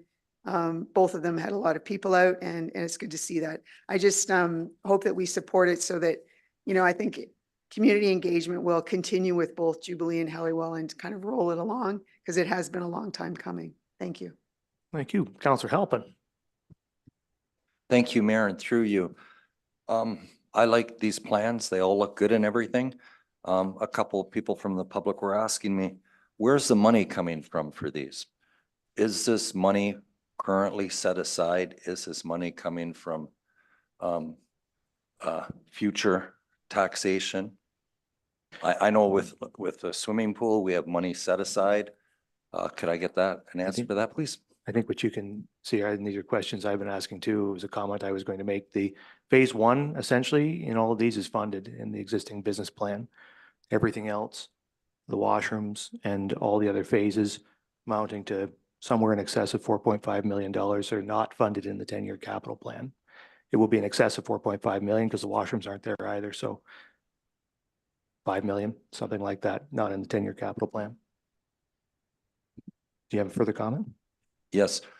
I am in favor of these, but I'm not really in favor of hearing about already adding to our development fees that we have just added to for future funding of these. And I realize that this phase one is not going to involve development fees, but I'm not eager to hear of future development fees being added to what we have now. Thanks. CEO has a comment. Thank you. Through you, Mr. Mayor, and I'll just look to the Director of Finance in case he wants to correct me at all. He can feel free. But the mayor is correct that phase one is funded in the 24 to 2032 business plan.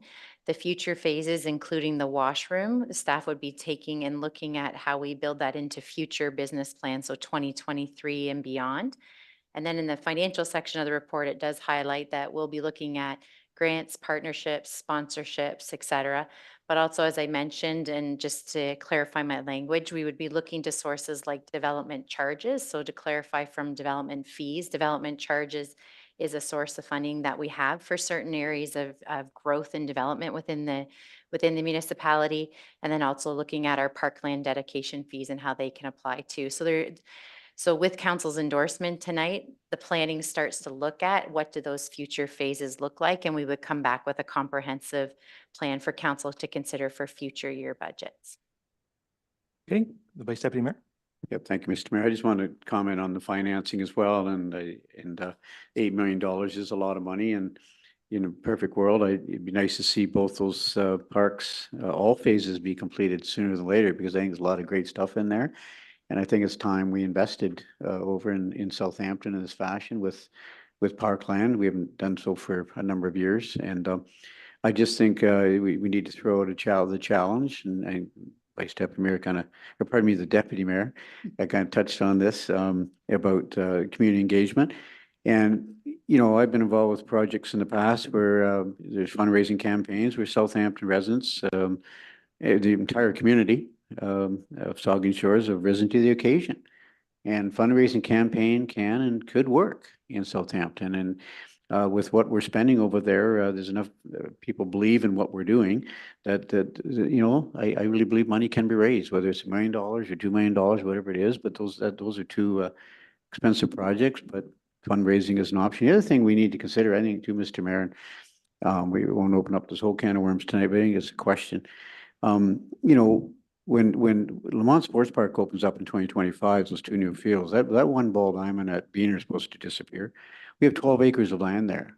So I don't think we should overlook either surplus lands and what that could mean in terms of a revenue source. That's valuable, valuable property. And I don't know what's going to end up, where it's going to end up, who's going to buy it or how we're going to develop it. But there's also Cameron Park. You know, Cameron Park, probably one field, maybe two, could disappear. What happens to that surplus land? That's valuable, valuable property. So I hope staff, through you, Mr. Mayor, CIO and staff, you know, are thinking about that plan. Lakeview Ball Diamond could be a revenue source. It's coming out. Could be more trailer sites, taking $100 to $1,000 a year and use it for a debenture payment. So I think there's options with financing with some of the surplus lands we own. And we should be studying those three properties sooner than later, because you know, once 2025 Lamont opens up, it's going to free up some diamond space supposedly, and good land, valuable land, expensive land. So anyway, I just want to throw that out there. I think there's ways to finance it. Okay, is there anything further from members? No, I guess, so first and foremost, I was shocked to hear this evening that Jubilee Park is within 5 years, the playground's within 5 years of reaching the end of life. I have to think that means that I too am reaching the end of my life, because it feels brand new to me. I feel like we just built it.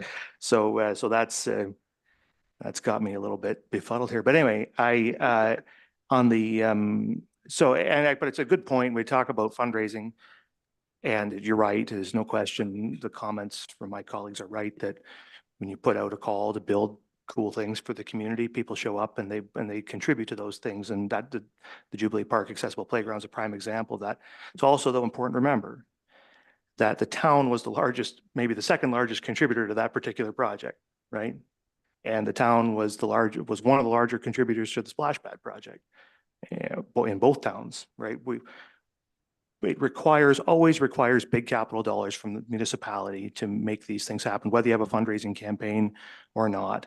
And that funding has to come from somewhere. And we've heard some good ideas where it could come from. I think the deputy mayor had a really interesting comment about building an accessible washroom, perhaps in the Chantry Senior Center, which could help the senior center. I mean, that's a pretty cool idea, and surplus lands and other ideas. There's, you know, but still, and I don't want to be, well, I guess I'm going to be a bit of a wet blanket on this thing, because mostly because I really want us to be clear with the public about this. So we have phase one funded. It's in our business plan, 10-year capital plan. These phase one projects will proceed almost certainly. The rest is a big number. It's not funded. The municipality will be on the hook for some portion of that capital cost, no matter what happens. It's not in our business plans, and we have a 10-year budget now. So it's not in that 10-year budget. To put it in the 10-year budget would require displacing something else, or perhaps in budget 2025, adding it all to 2034, I guess, or whatever. But so as it stands today, these future phases are more than 10 years out, and something has to change. Either we raise taxes, we displace something in the capital budget, or we find a major alternate revenue source in the next 10 years in order to move it into that 10-year horizon. So the public should be clear. As we stand today, you look at these plans and they're great plans.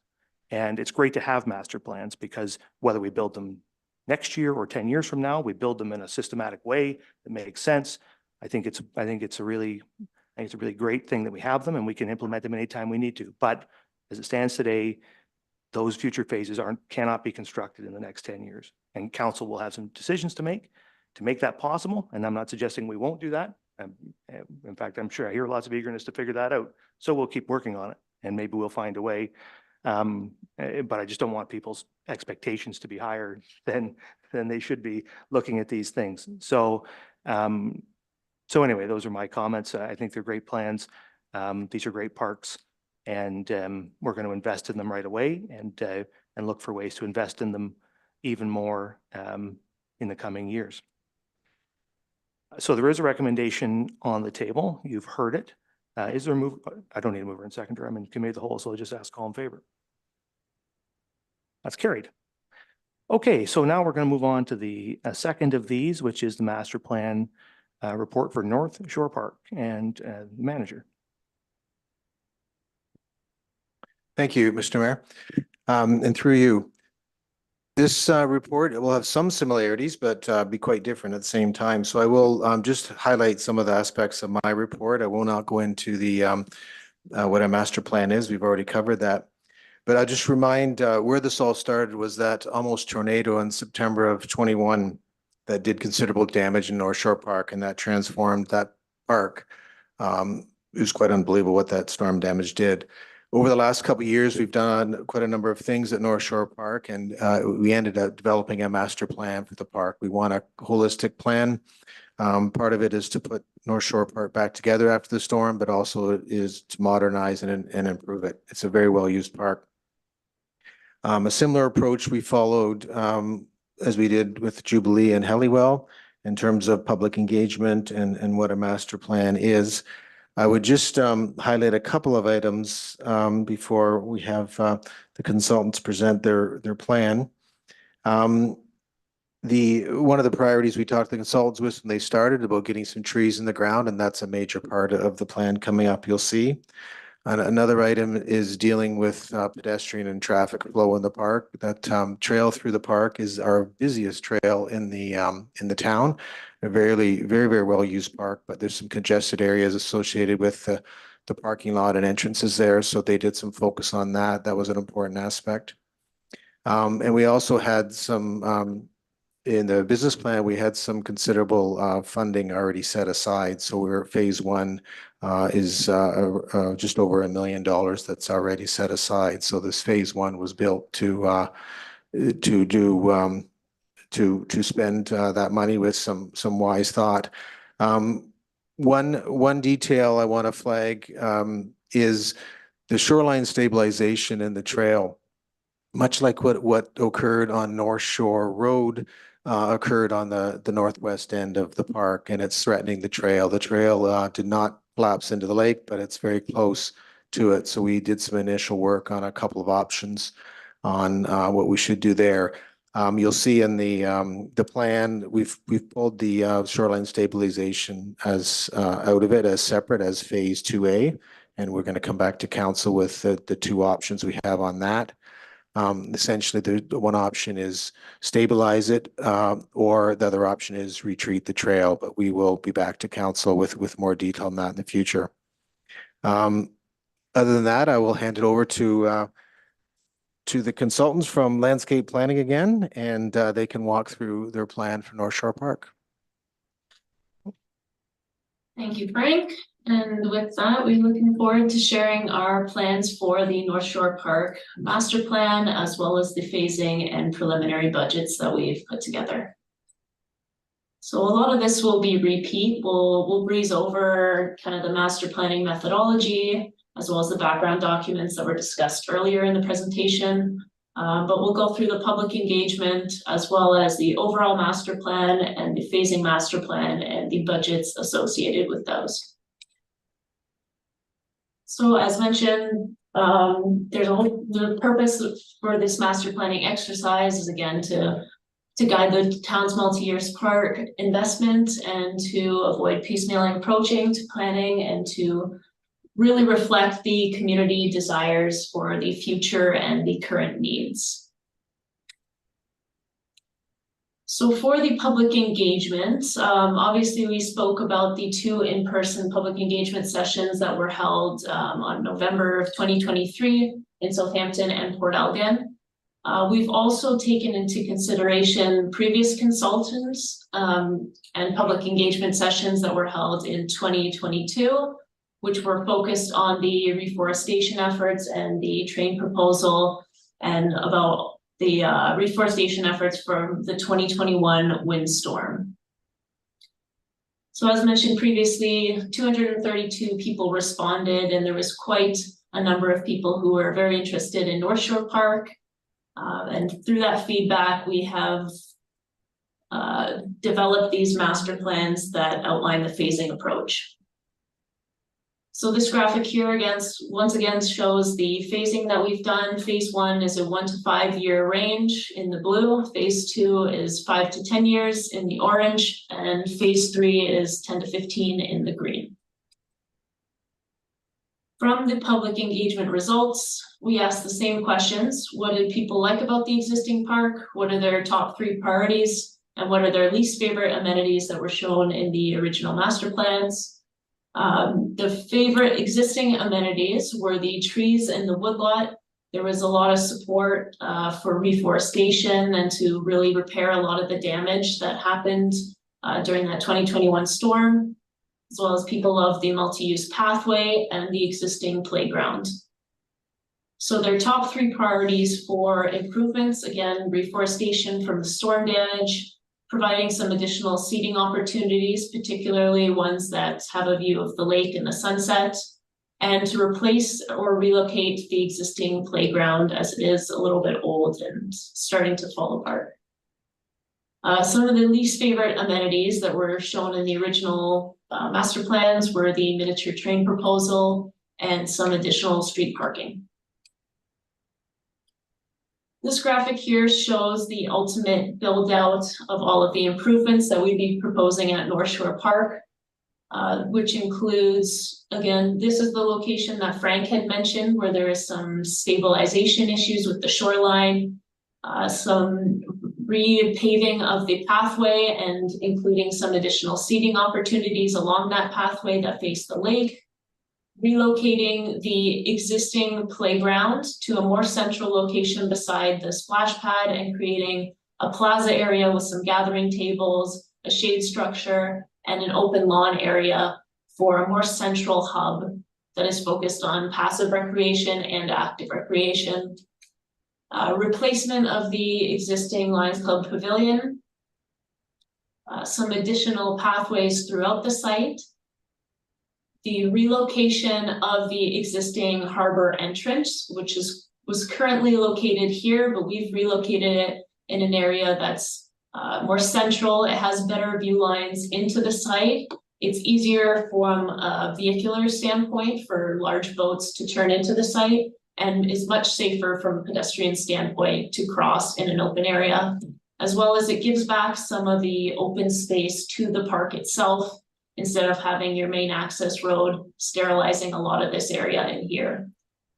As well as we've reforestated a lot of the areas that were significantly affected by the storm, such as these areas over here and where the existing harbor entrance used to be, added some additional seating areas that are closer to the water, and provided another kind of quiet, reflective seating area in this area.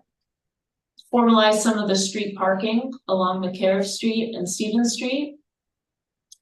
And this yellow line here represents a passive pathway that would follow the limits of the existing train tracks as a kind of a rail trail equivalent to pay homage to the previous miniature train.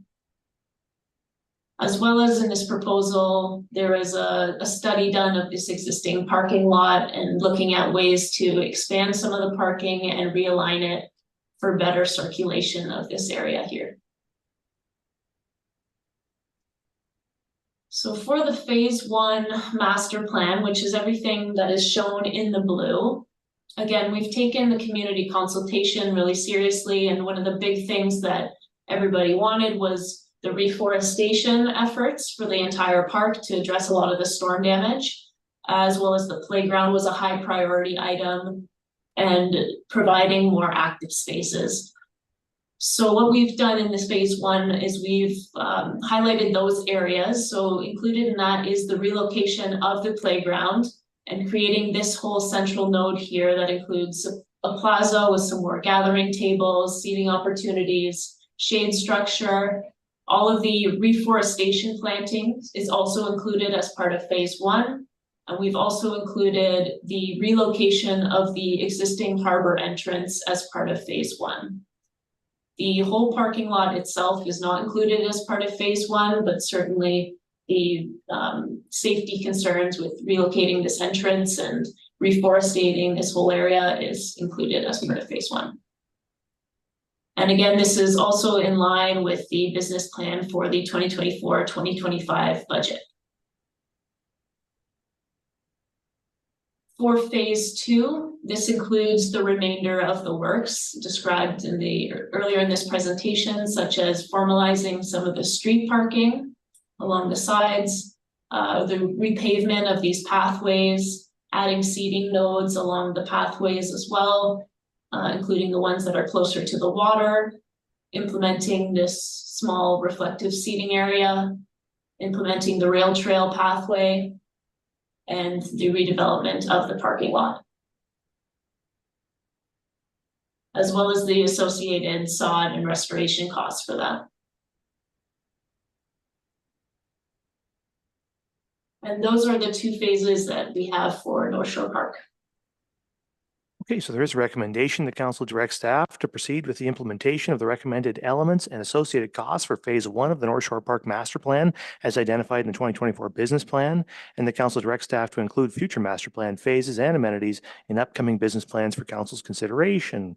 Discussion, the deputy mayor. Thank you. Thank you. And through you, I just want to clarify and confirm that in the phase one cost estimates where it says site mobilization, demobilization and removals, does that include the removal of the existing train track?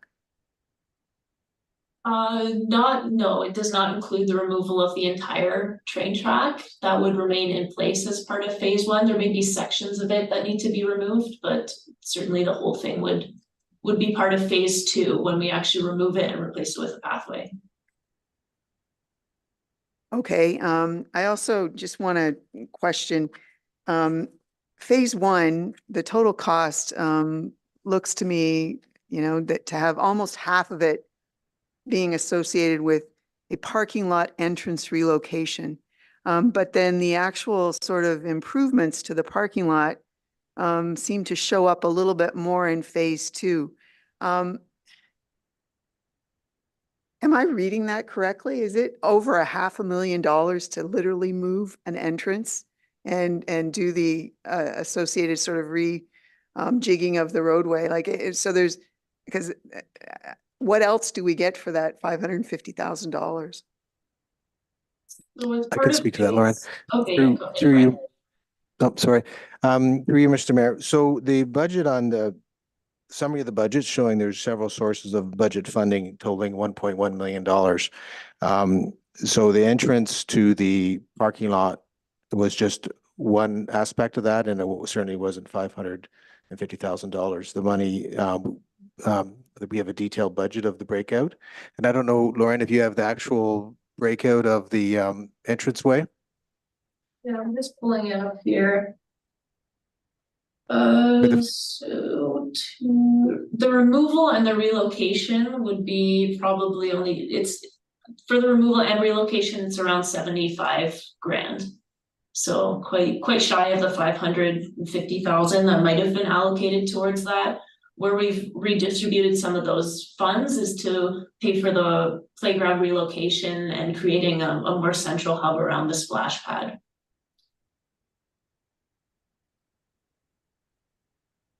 Deputy Mayor. Well, the playground replacement shows up as a totally separate $250,000 line.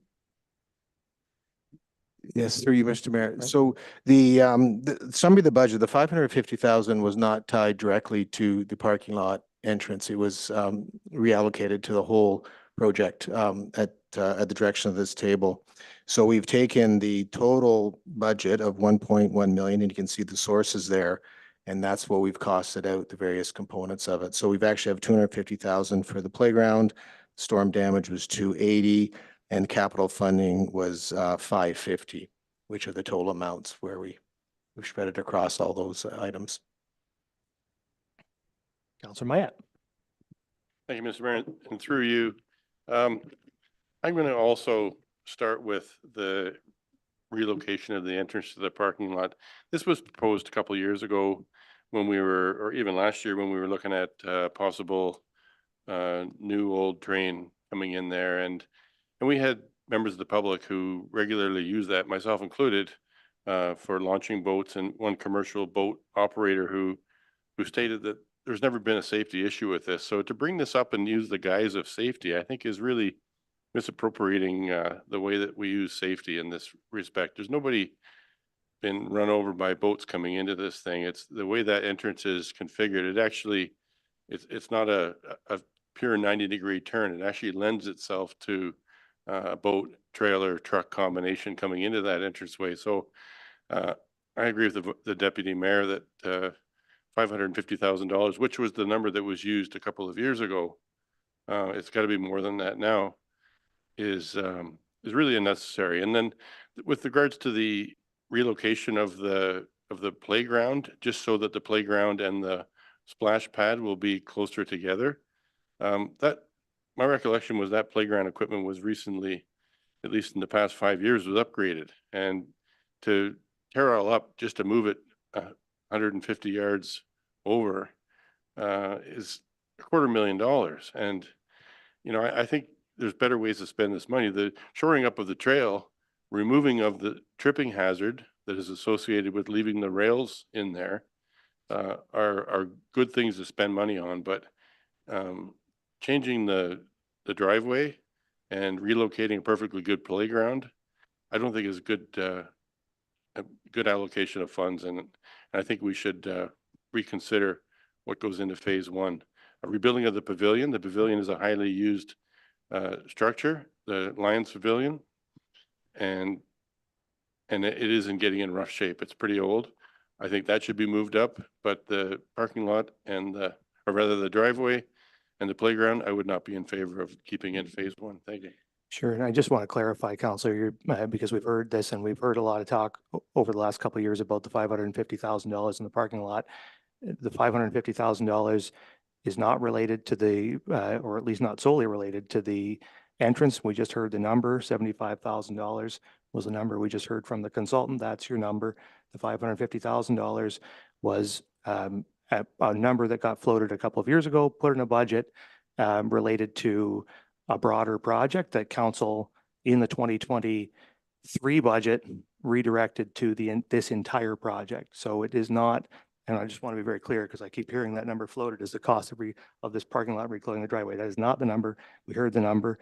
It was $75,000. So was there another comment? Yeah, we'll turn to the manager. Yes, I just through you, Mr. Mayor, I'd just like to speak to the playground. The playground is actually scheduled for replacement as part of our playground replacement plan. It's not new. It's quite old. It's actually so I don't have the number on the top of my head, but it's at end of life as well. So it was scheduled to be replaced as part of the replacement plan. Okay, further comments from members? The Vice Deputy Mayor. Yeah, thank you, Mr. Mayor. That is one of our oldest playgrounds. Frank was 2002. I think it's 22 years old. So it's reaching its life expectancy. And I was part of replacing that playground way back. I'm getting old too.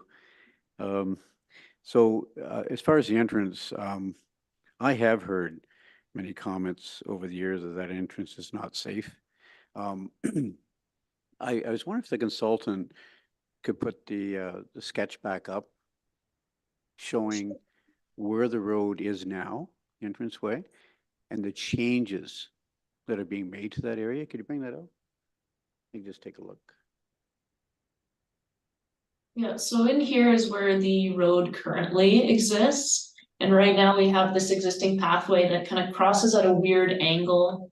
And it's a little unsafe. People may say for pedestrians to cross while there's so much vehicular traffic coming in and out. As well as relocating it to a location down here allows you to put this space back into the park and to add more trees and more seating and really give this space the respect it deserves as part of this entire park area. Thanks for that. And that's one feature of the south end of North Shore I really like. And by relocating that entranceway, Mr. Mayor, I think you're able to do some great things there in terms of pedestrian safety for the trail system, landscaping. If you take a look where the entrance is coming in now, it is the least offensive from a safety standpoint. So I really like what's where the existing road is now. I really like what's going on in there. And part of that $1 million project, I think I don't know what the total is now here, but it's getting up there. But I think the 500 that's being put into the entire park system, that 500 spread across the entire development, I think is really well spent. That $75,000 for the new entranceway makes a lot more sense to me. When I heard the 500, I wasn't happy either. And but I think that moving it to where it's being proposed is just good parks planning. And I also like the idea of clustering the playground that's now 22 years old. I like the idea of clustering, and that's how parks planning happens. We put amenities together like that from a clustering standpoint. So I think the consultants have done a really good job with laying out the new design of the park, and it's one I can really get behind, and I'll be supporting it. That's for sure. Okay, thank you. Further comments from members? I guess I just had a question for clarification on the presentation. Early on talk, there's that chart showing the phases and their timing.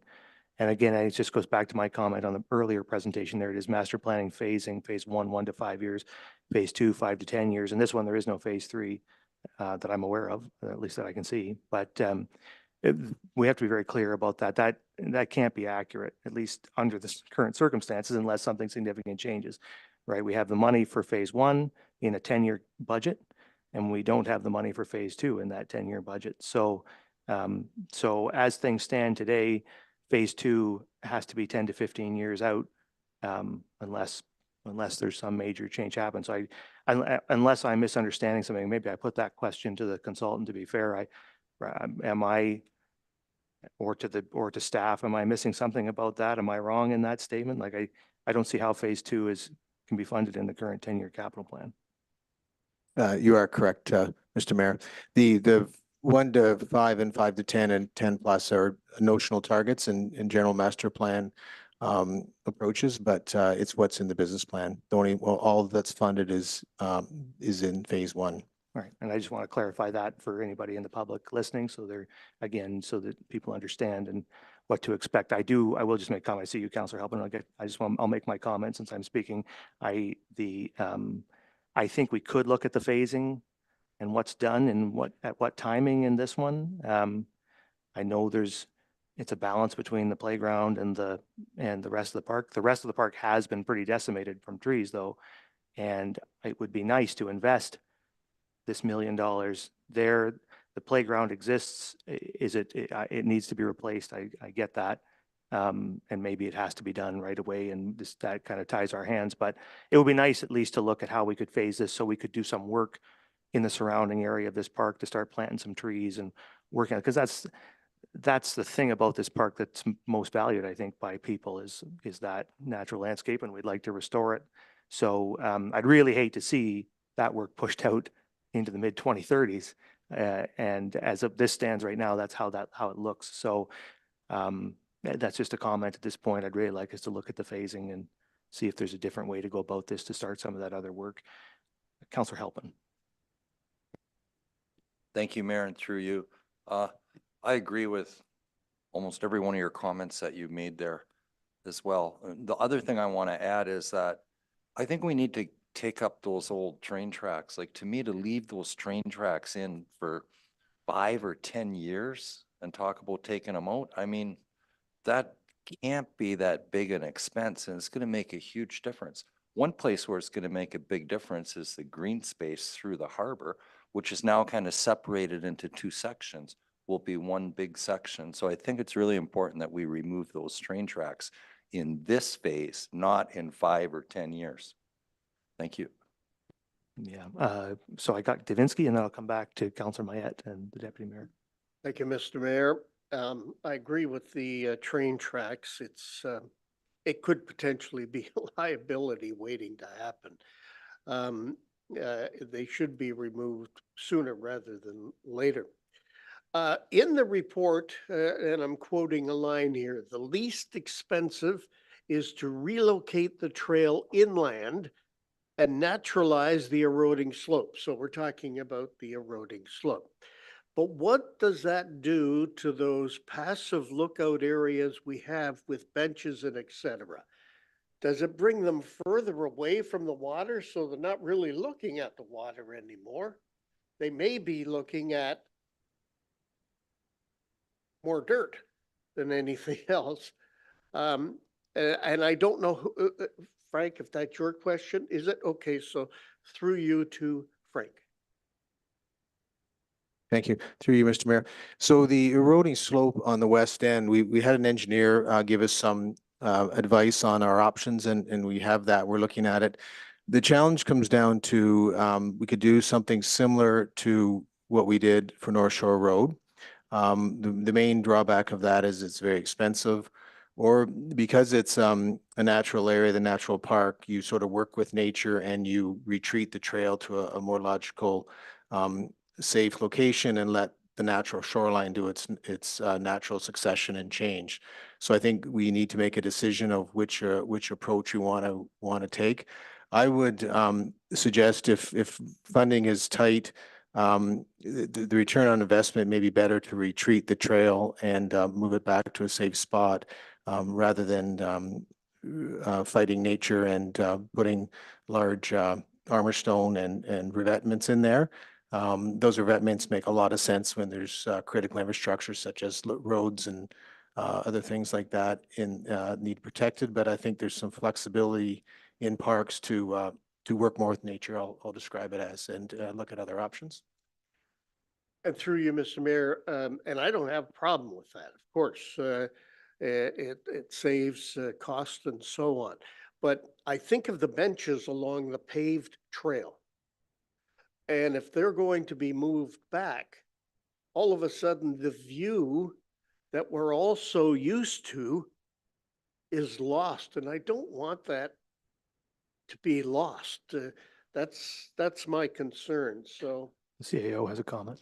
Yeah, thank you. Through you, Mr. Mayor. I think like we all appreciate those spots, and I think the design, and this is not the detailed design, it's a conceptual design for the area, does envision lookout areas along that trail. So I think anything that's done there will preserve those great sunset viewing places. And I just wanted to respond as well to the question that I heard related to the train tracks. And I think that staff have heard you loud and clear, and there is some room in the budget, and we can take a look at making sure that happens in this phase as well. okay, thank you for that. And I was remiss with the last two park reports.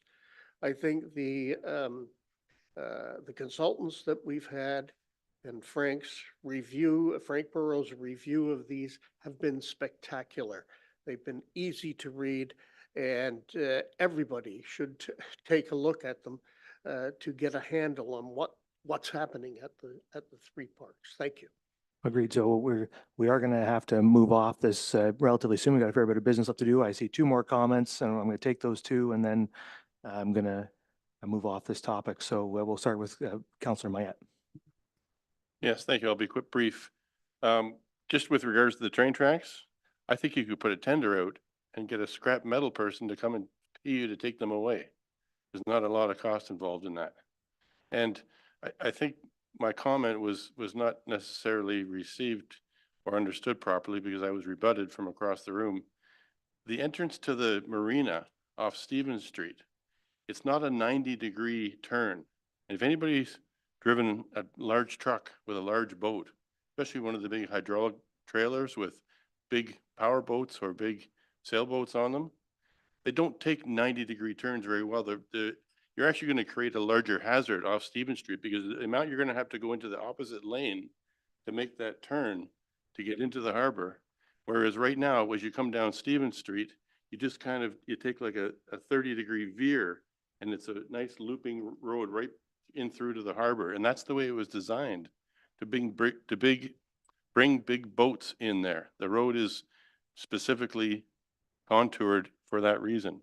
So to have a parks designer design that intersection is going to do us a disservice because look at the size of the boats that are coming in there, and the boats are getting bigger all the time. And that road just works perfectly you just kind of veer off Stevens, 30 degrees, you make a looping turn, and you're right into the parking lot of the marina. So I think we need to keep that in mind. This isn't a normal intersection. This is a very specific intersection for large boats and large trailers. And I've driven a truck with a large trailer through there, and it works very well the way it is. Thank you. Okay, thanks for that. The Deputy Mayor? Thank you. 2 points. The mayor brought up about the reforestation and tree planting and suggested it was showing up in phase 2. I believe there's a significant element associated with that in phase 1. Is that correct? Because it shows on the chart as reforestation, planting, storm damage 2021. So there is some of that in phase 1. Yes, yes, the intention is that all of it would be included as part of phase 1, all of the reforestation. Okay, So that's it's not good. specifically highlighted because it is all over the site, but we have allocated a majority of the budget to that. Okay.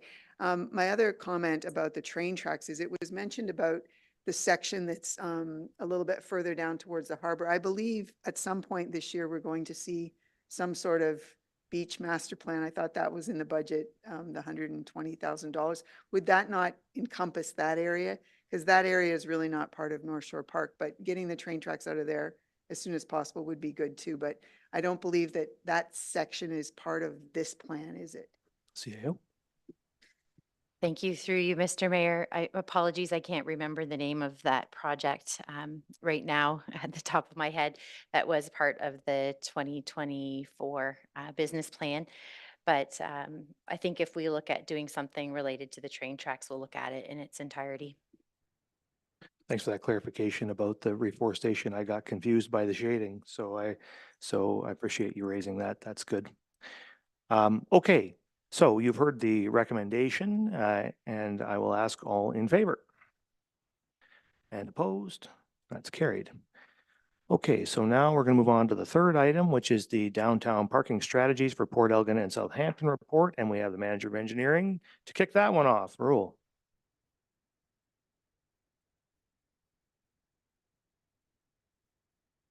Thank you, Your Worship, and through you. The 2020 Transportation Master Plan recommended an analysis of the adequacy of existing parking supply and in the downtown area of Port Elgin and Southampton. So we have retained Paradigm Transportation Solution for this work. I want to thank you, Transportation Paradigm. Erica Bailey was the project manager from Transport. Thank you. Erica Bailey from Paradigm. She actually was the project manager for this parking study, and from town side, it was me and Jessica Rogers, the asset management supervisor. We actually work with Erica Bailey to complete this work.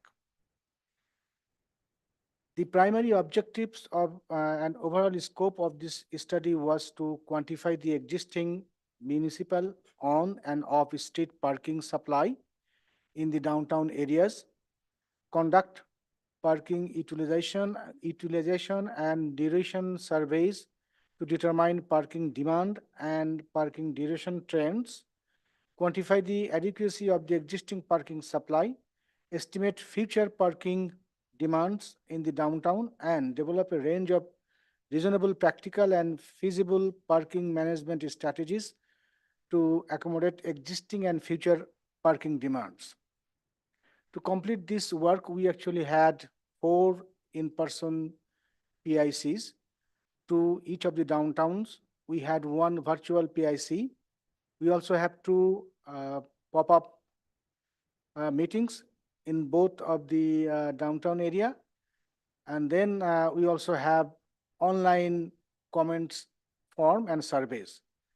So we actually put lots of efforts on the engagement sessions for both downtowns area, and then the consultant actually recommended some parking strategy in 3 different scenario. One is short-term parking strategies, medium-term parking strategies, and the long-term parking strategies. So now I will hand over to Erica Bailey from Paradigm Transportation Solutions.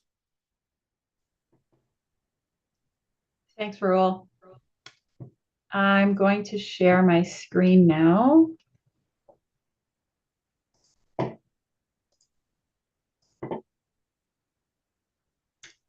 Okay, hoping that works for everyone.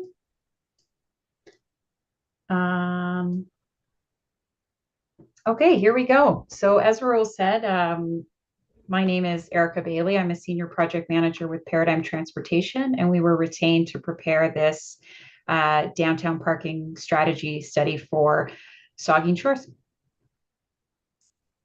A bit about the overview. Again, Rule touched on much of this. This work serves to address current and future parking needs in the downtown areas and arises from the recommendation of the town's 2020 Transportation Master Plan. And explores such questions as, should the town expand parking supply? Are there different ways to manage parking demand and defer construction of new lots? Innovative ways to improve parking experience, and what does the future parking look like, and how do we prepare for it?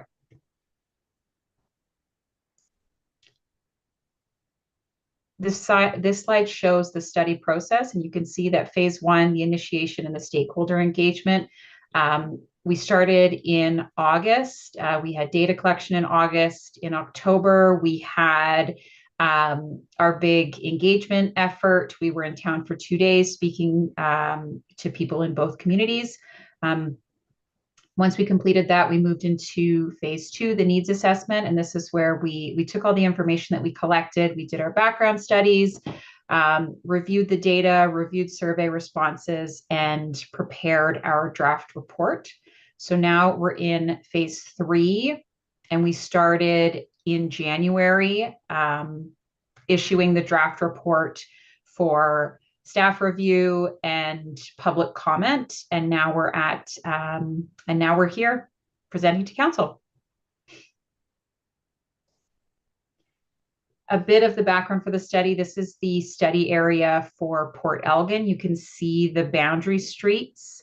The green boxes are the public lots. We did not survey privately owned lots. So everything within this box that was available for on-street parking, and those spaces within the in the green lots. And then for Southampton, same thing, everything within the orange boundary for on-street parking, and then the two green boxes, that's the arena lot and the lot by Jubilee Park. So in August 26th and 30th, we were in town in both communities doing parking duration and turnover studies. And this is where we counted all of the cars parked on street. We counted them every hour to determine how long people were parking and how many spaces were occupied. And so we see some similar trends in the two communities. Port Elgin, each community has about 600 spaces. Port Elgin has a few more in parking lots, and Southampton has a few more on-street spaces. We saw in Port Elgin that less than 50% of the supply was occupied for the overall supply. And in Southampton, a bit higher at 73%. That was in Southampton, the parking lots reached a 73% maximum demand, and the on-street parking was less than 50%. Maximum demand was observed in both communities around lunchtime, 12 to 1, and in both cases, just over 80% of spaces were occupied for less than 2 hours. So that shows us that the majority of people are parking their cars for less than 2 hours in both communities. So as Rule mentioned, we developed a series of strategies, short, medium, and long term. So here are the short-term strategies. We have, for optimizing supply and increasing efficiency, we have identifying opportunities to reduce wasted space in existing lots and on street. This could include repaving or paving lots and adding additional parking space delineation, for example, where there isn't paint, adding paint to better use the spaces. Inventory the existing parking signage and compare it to the existing bylaw to ensure that time limits for on-street parking spaces are communicated. Adjust the time restrictions on the two main streets to 2 hours to the connecting roads to 3 hours and the parallel roads and staff parking areas to the daily maximum with consideration for overnight parking.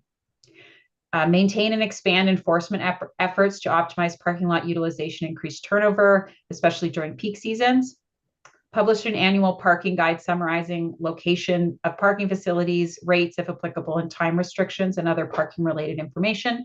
This is especially useful for tourists and visitors. Inventory the existing parking wayfinding system to identify gaps. Municipal parking signage should include comprehensive maps identifying key pedestrian linkages in attempts to encourage park once trips and promote walking and alternative modes. And then for reducing parking demand, provide secure bike parking and install additional racks throughout each downtown, such as at store and bank entrances and public plazas and parks. Position these facilities outside of pedestrian travel routes, so they're not blocking any existing travel, and considerations for all season parking. Also to upgrade all the existing bike parking to meet the recommendations outlined in the Ontario Traffic Manual Book 18, which has a series of suggestions for best practices.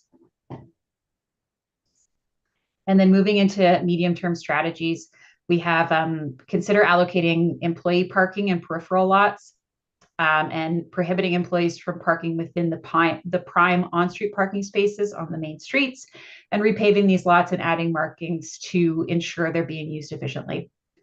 For reducing parking demand, we have identifying public-private partnership opportunities to expand parking supply, or dedicate a portion of new parking to public use through conversion with interested existing landowners in the study area.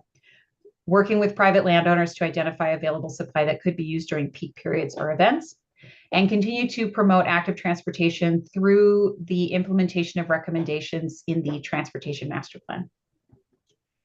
And then finally, for long-term strategies, we have support regional initiatives to establish on-demand or conventional fixed route public transportation to reduce the parking demand by connecting the town's residential areas with the downtown of the two communities. Regarding our engagement, this is a summary of the engagement events that we hosted. So we had round one in October, where we were really collecting in the community everyone's thoughts on what was working, what wasn't working, anything they'd like to see. We had very open-ended questions to be sure to not limit or direct any of their comments. So in October, we had 2 full days. We had a full day in each community. We were on street doing pop-up events, followed by meetings with the 2 BIAs and then a public information center in the evening. And through those efforts, when we were in Port Elgin, we spoke to 37 people. In Southampton, almost 100. And we, subsequent to all of this, we also had an online survey, and we had just over 400 responses through that. In January, we posted our draft report and asked the public to comment on the recommendations that I've just gone through.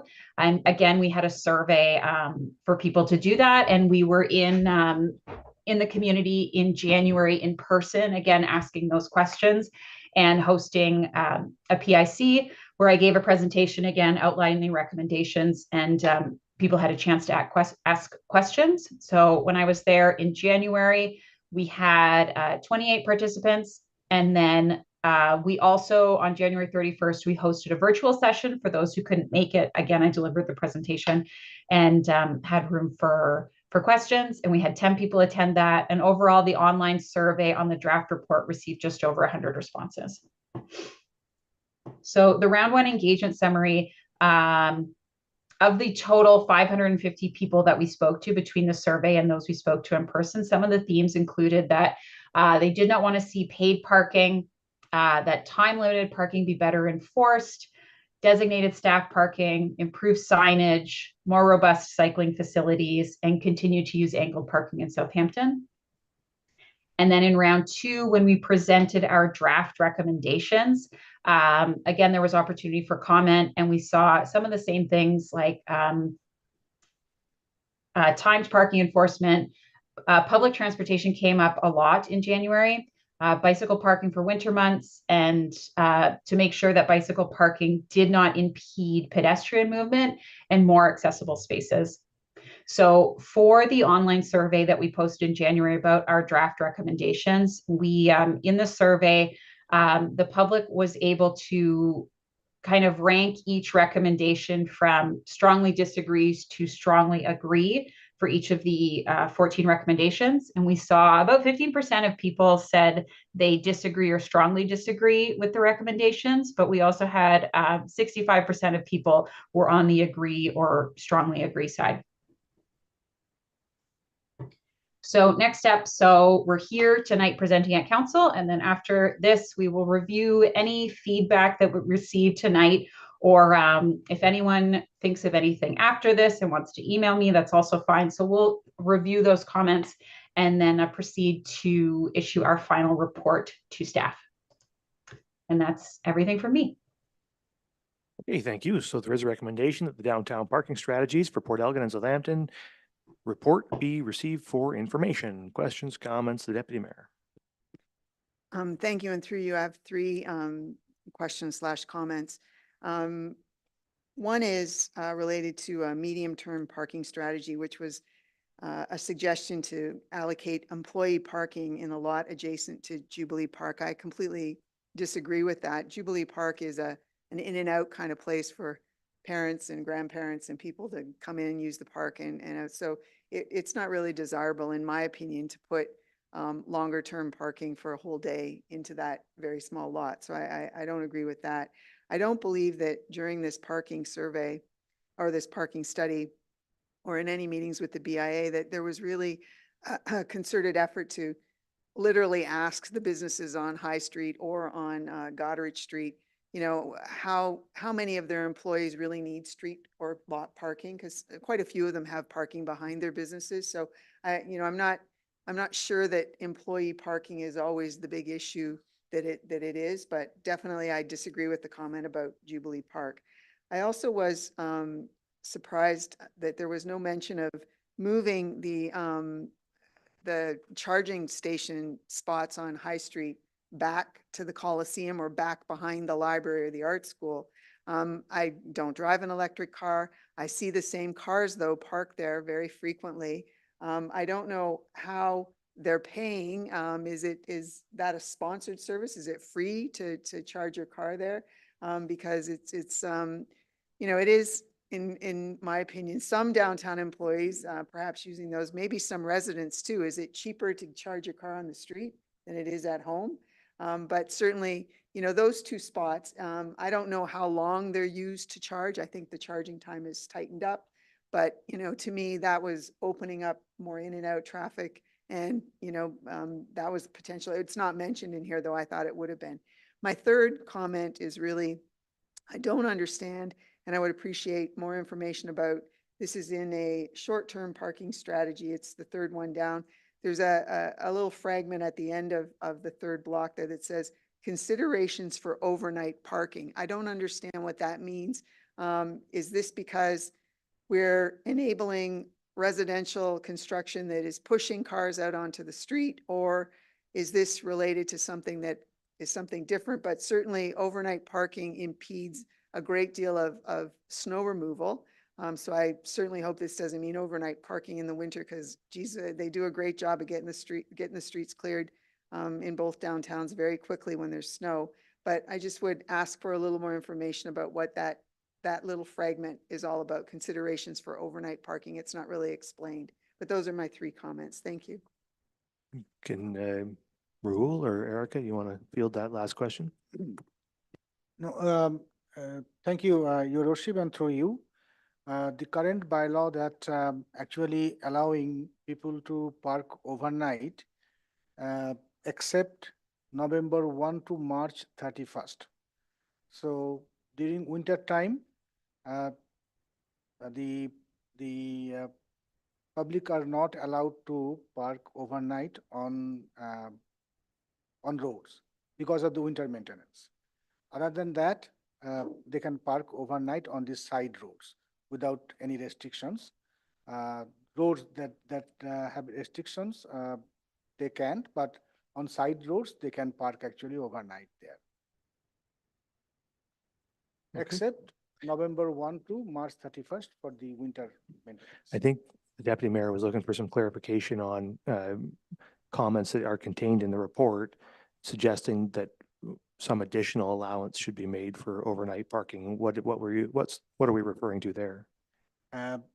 Thank you, Your Worship. Actually, in our virtual PIC and also online survey, some residents living on the side roads, not to the connecting roads, parallel roads, and they actually requested to put some provision for overnight parking with some kind of permission or permits, because they get their guest, their extended family members, sometimes they visit them and they park on street overnight. They stay there overnight, so they requested to make some adjustment on the recommendations. The deputy mayor. Thank you for that. This is about downtown parking strategies. And so I'm still not clear on what's meant by this overnight parking consideration. I happen to live on a street that would be a side street. It's 1 block back from High Street. I certainly wouldn't want my street not, and I understand, and I'm not clear if this is all year round or just, in the summer or whatever, but certainly, any impediment to getting those streets taken care of when there's snow.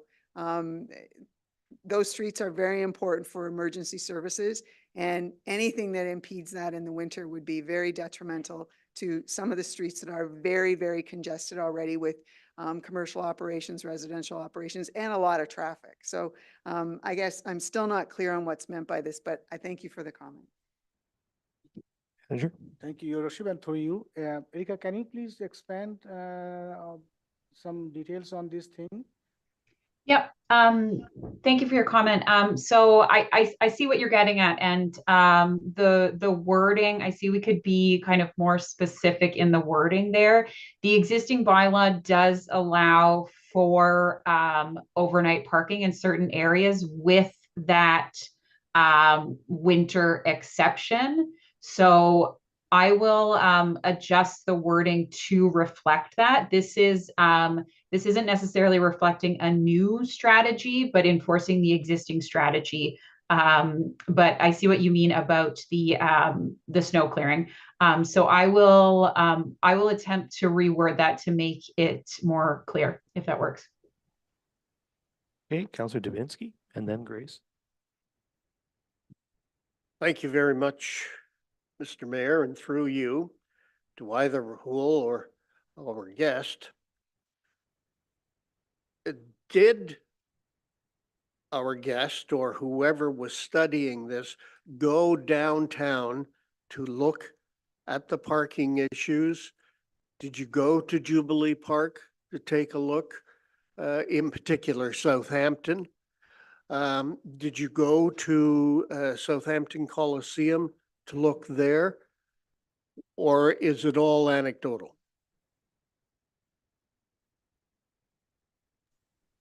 I'll respond to that. So the time that we spent on site when we did our data collection in August, we had our own staff in both communities.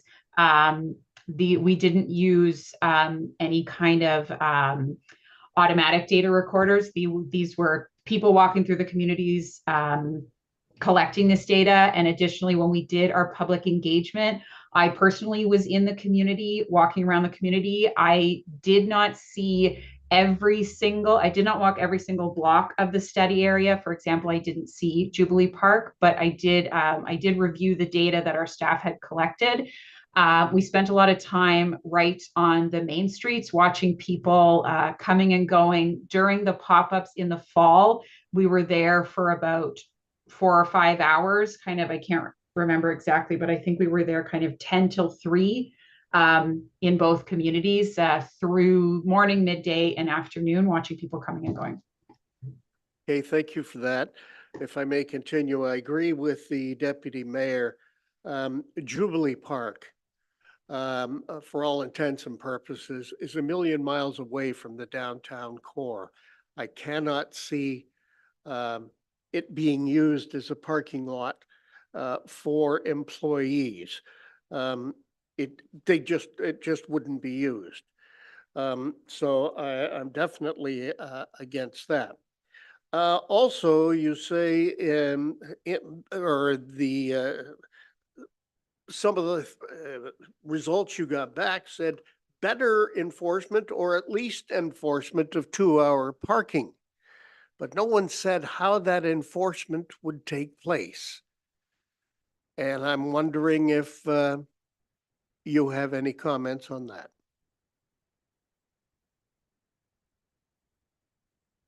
Do we have member staff want to make a comment on that? Maybe the CIO? Thank you. Through you, Mr. Mayor, I would offer right now, we don't have any kind of enforcement that would put that in place. It would be signage and the honor system, I guess, is what I would offer. And I agree with you. It's pretty well would be the days of chalking tires have long since passed. So that becomes an issue as well, enforcement. I didn't see in the Southampton study any discussion on beachgoers parking. And I'm just wondering, was that taken into effect, or is that the remaining 15% of spaces occupied more than 2 hours? The beachgoers parking is a big issue in downtown Southampton as spots get eaten up by families and then they're there for the day. Was that taken into account? Erica, do you have a comment to that I, or Rahul? Yes, Rahul. thank you, Your Worship, and through you. If you see the numbers, actually in Southampton, more than 3 hours, I think it's around 6 to 10%, not more than that. That's not a big numbers in compare with the other numbers. Like most of the parking duration is less than 2 hours in both downtown area. So not like in between 2 to 3 hours, I think it's around 15%. Just correct me, Erika, if I'm wrong. But more than 3 hours, I think below 6%. So considering those numbers, I don't think it is a huge issue for Southampton. Just looking at the numbers for long-time parking there. Okay, thank you again for that, Rahul. And I'll hold off here, Mr. Mayor. Okay, Councillor Grace next.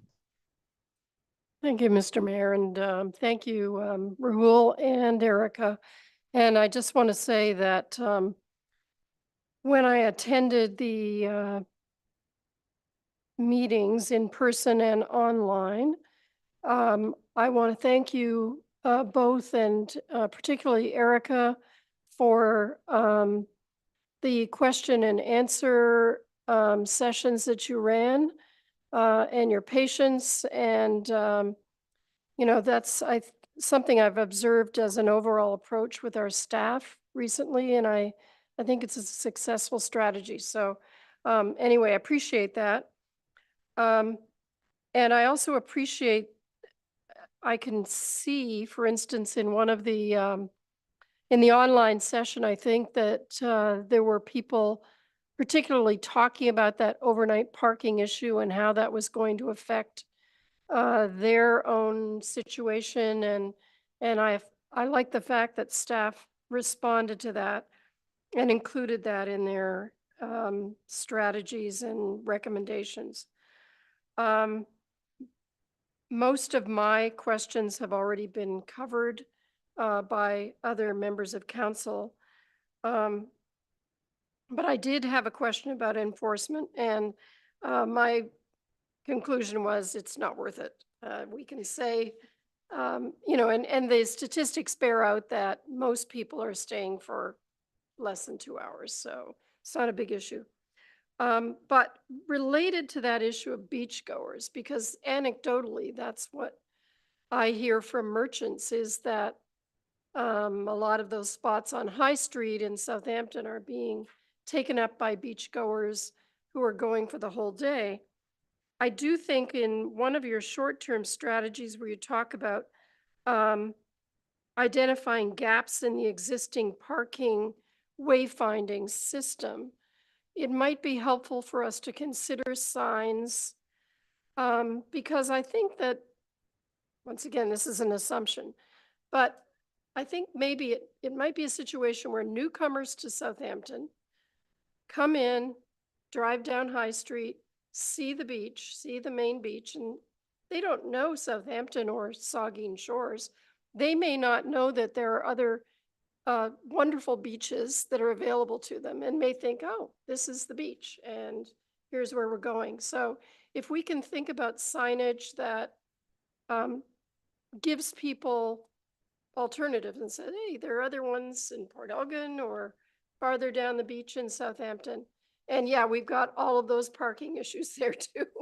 But that's my other comment on that, I think. And I think that's it. Anyway, thank you very much for the report. And thank you for all of your efforts to put it together. Thank you. Are there further comments from members?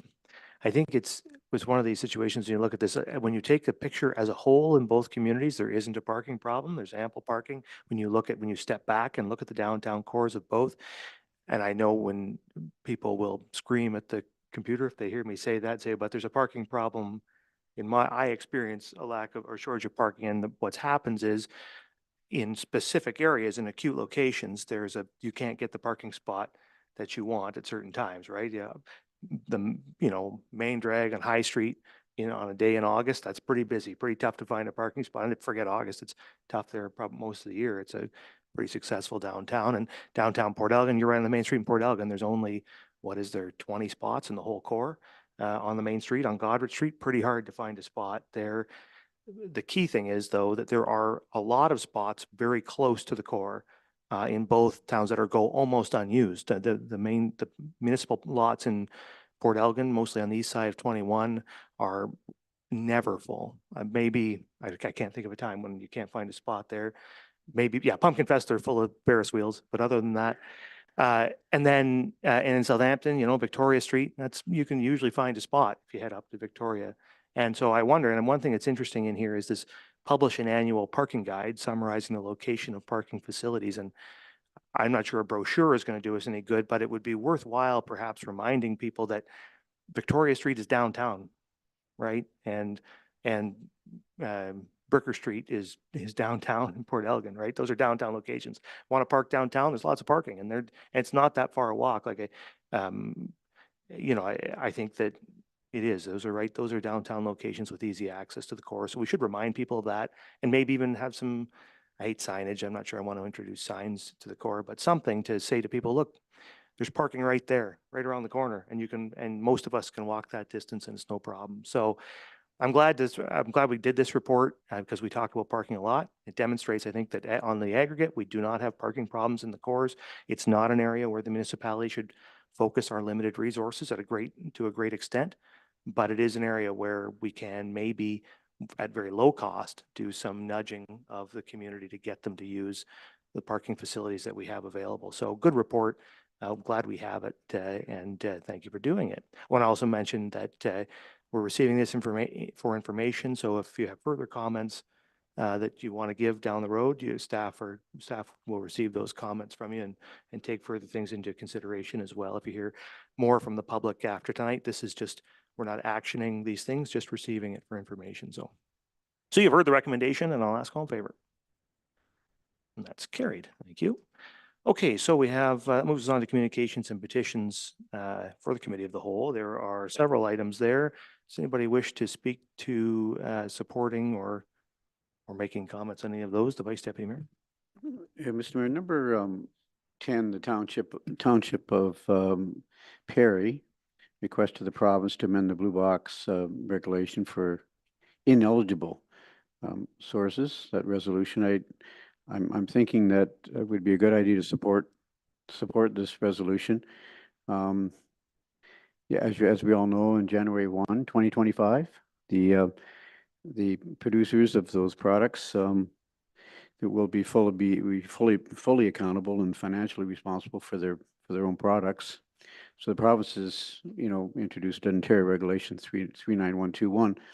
And one of the things that's in the regulation is that there'll be no longer cardboard service for local businesses. And there are other services in there that are not included for collection, that would be collected by currently our Basra staff. So I support this, what they're trying to do, and making the end producers responsible for the end of life management, including cardboard for commercial operators. I'm not sure that problem's going to change that, but because the end producers are not going to want to pay it. There's no question. But that's going to be tricky. And I've attended a good number of Basra meetings. We had another one last week, another one next week. And that new contract's coming out. And it's going to bring about lots of changes to municipalities across the province. And so it's going to change how we operate. So I would support, if I don't really put a motion for how I work that, but I would move that we support that resolution and see if the province can't change that regulation. So the Vice Deputy Mayor moves that council support the resolution from the Township of Perry. Is there a seconder for the resolution? Councillor Grace seconds it. Is there further discussion? Councillor Davinsky. Just a quick question through you to Mike Myatt. Has this been brought up, this particular motion, has it been brought up to Basra? Have they discussed it? The answer is no, not this particular resolution. However, we have had long discussions about the fact that cardboard pickup and other recyclables will no longer be picked up from local businesses, and that's a major concern to our Basra board and staff. So if the regulation could be changed, to be a lot of happy people around the board table, and municipalities should be pleased if the regulation was changed. I'm not sure it's going to get changed, but I think we should support this municipality. And I suggest that it go to Basra so that they support it as a whole. I know you do. And then if it's necessary, come back here and we'll support. So look to the mover and seconder, a friendly amendment. What I would suggest, perhaps a slight adjustment to what you're suggesting, Councillor, is that we circulate this to the municipalities of Bruce County and to who are all the owners of Basra. Right. And also to our own MPP, the Honorable Lisa Thompson. Does that, and we can circulate to Basra too. And then If that gets the job done, I just want to make sure Basra is aware of what we're doing. Is our Councillor Grace, Vice Deputy Mayor, you're okay with those changes? I'm fine with that. And time is tight. Time is fairly tight. This new contract could be let for the next couple of months. So, but we'll get it to them right away. Okay, so the motion is that council support the resolution from the Township of Perry, and further that council circulate the resolution to the municipalities of Bruce County, the Honorable Lisa Thompson, MPP, and Bruce Area Solid Waste Recycling. Is there anything further on that? If not, I'll ask all in favor. That's carried. Anything else on these? The Deputy Mayor. Thank you. Item 9 on the list is from the town of Lincoln about the urgent need for increased funding to libraries and museums.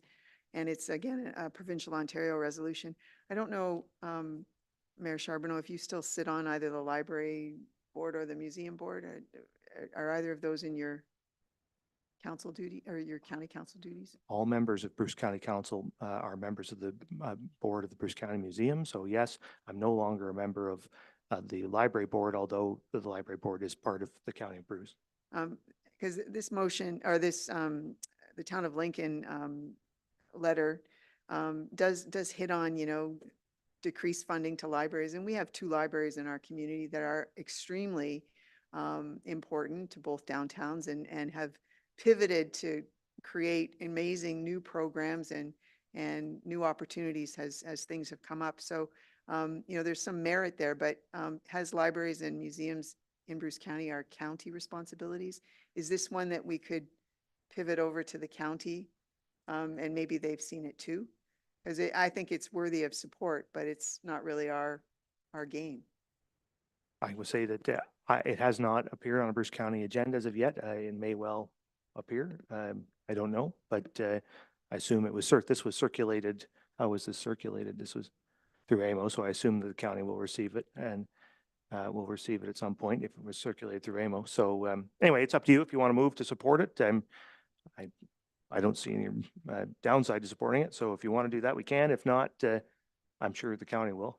Well, I would move to support it because the provincial funding, according to their transmission, is based on population levels from 25 years ago. We were pretty small 25 years ago. So on the library front right there, and then the museum funding seems to, the investments made in museums have declined dramatically too. So I would move support of this. So it's moved by the deputy mayor, the council support the resolution from the town of Lincoln. Is there a seconder for that resolution? Councillor Davinsky, comments? I would just comment that this is really, libraries were frozen at the same time as conservation authorities in the early years of the Harris government. And so that's why, so they remain fixed essentially at those funding levels and have been for it's more like 30 years, nearly 30 years now. So like many things, provincial funding doesn't expand at the rate of well, it doesn't expand at all in cases like this or at the rate of inflation, certainly. And so this actually dovetails nicely with resolutions we've passed in the last little while regarding provincial funding. It's just it's all of a piece. So it's been moved and seconded. Doesn't seem like there's going to be any further discussion, so I'll ask all in favor. That is carried. Is there anything else in here? Okay, so that brings us to the end of the agenda. It's 9:30. We will dispense with statements by members, and I'll ask for a motion to adjourn. Moved by Halpin, seconded by Stack. All in favor? That's carried. Regular council will convene at 9:40.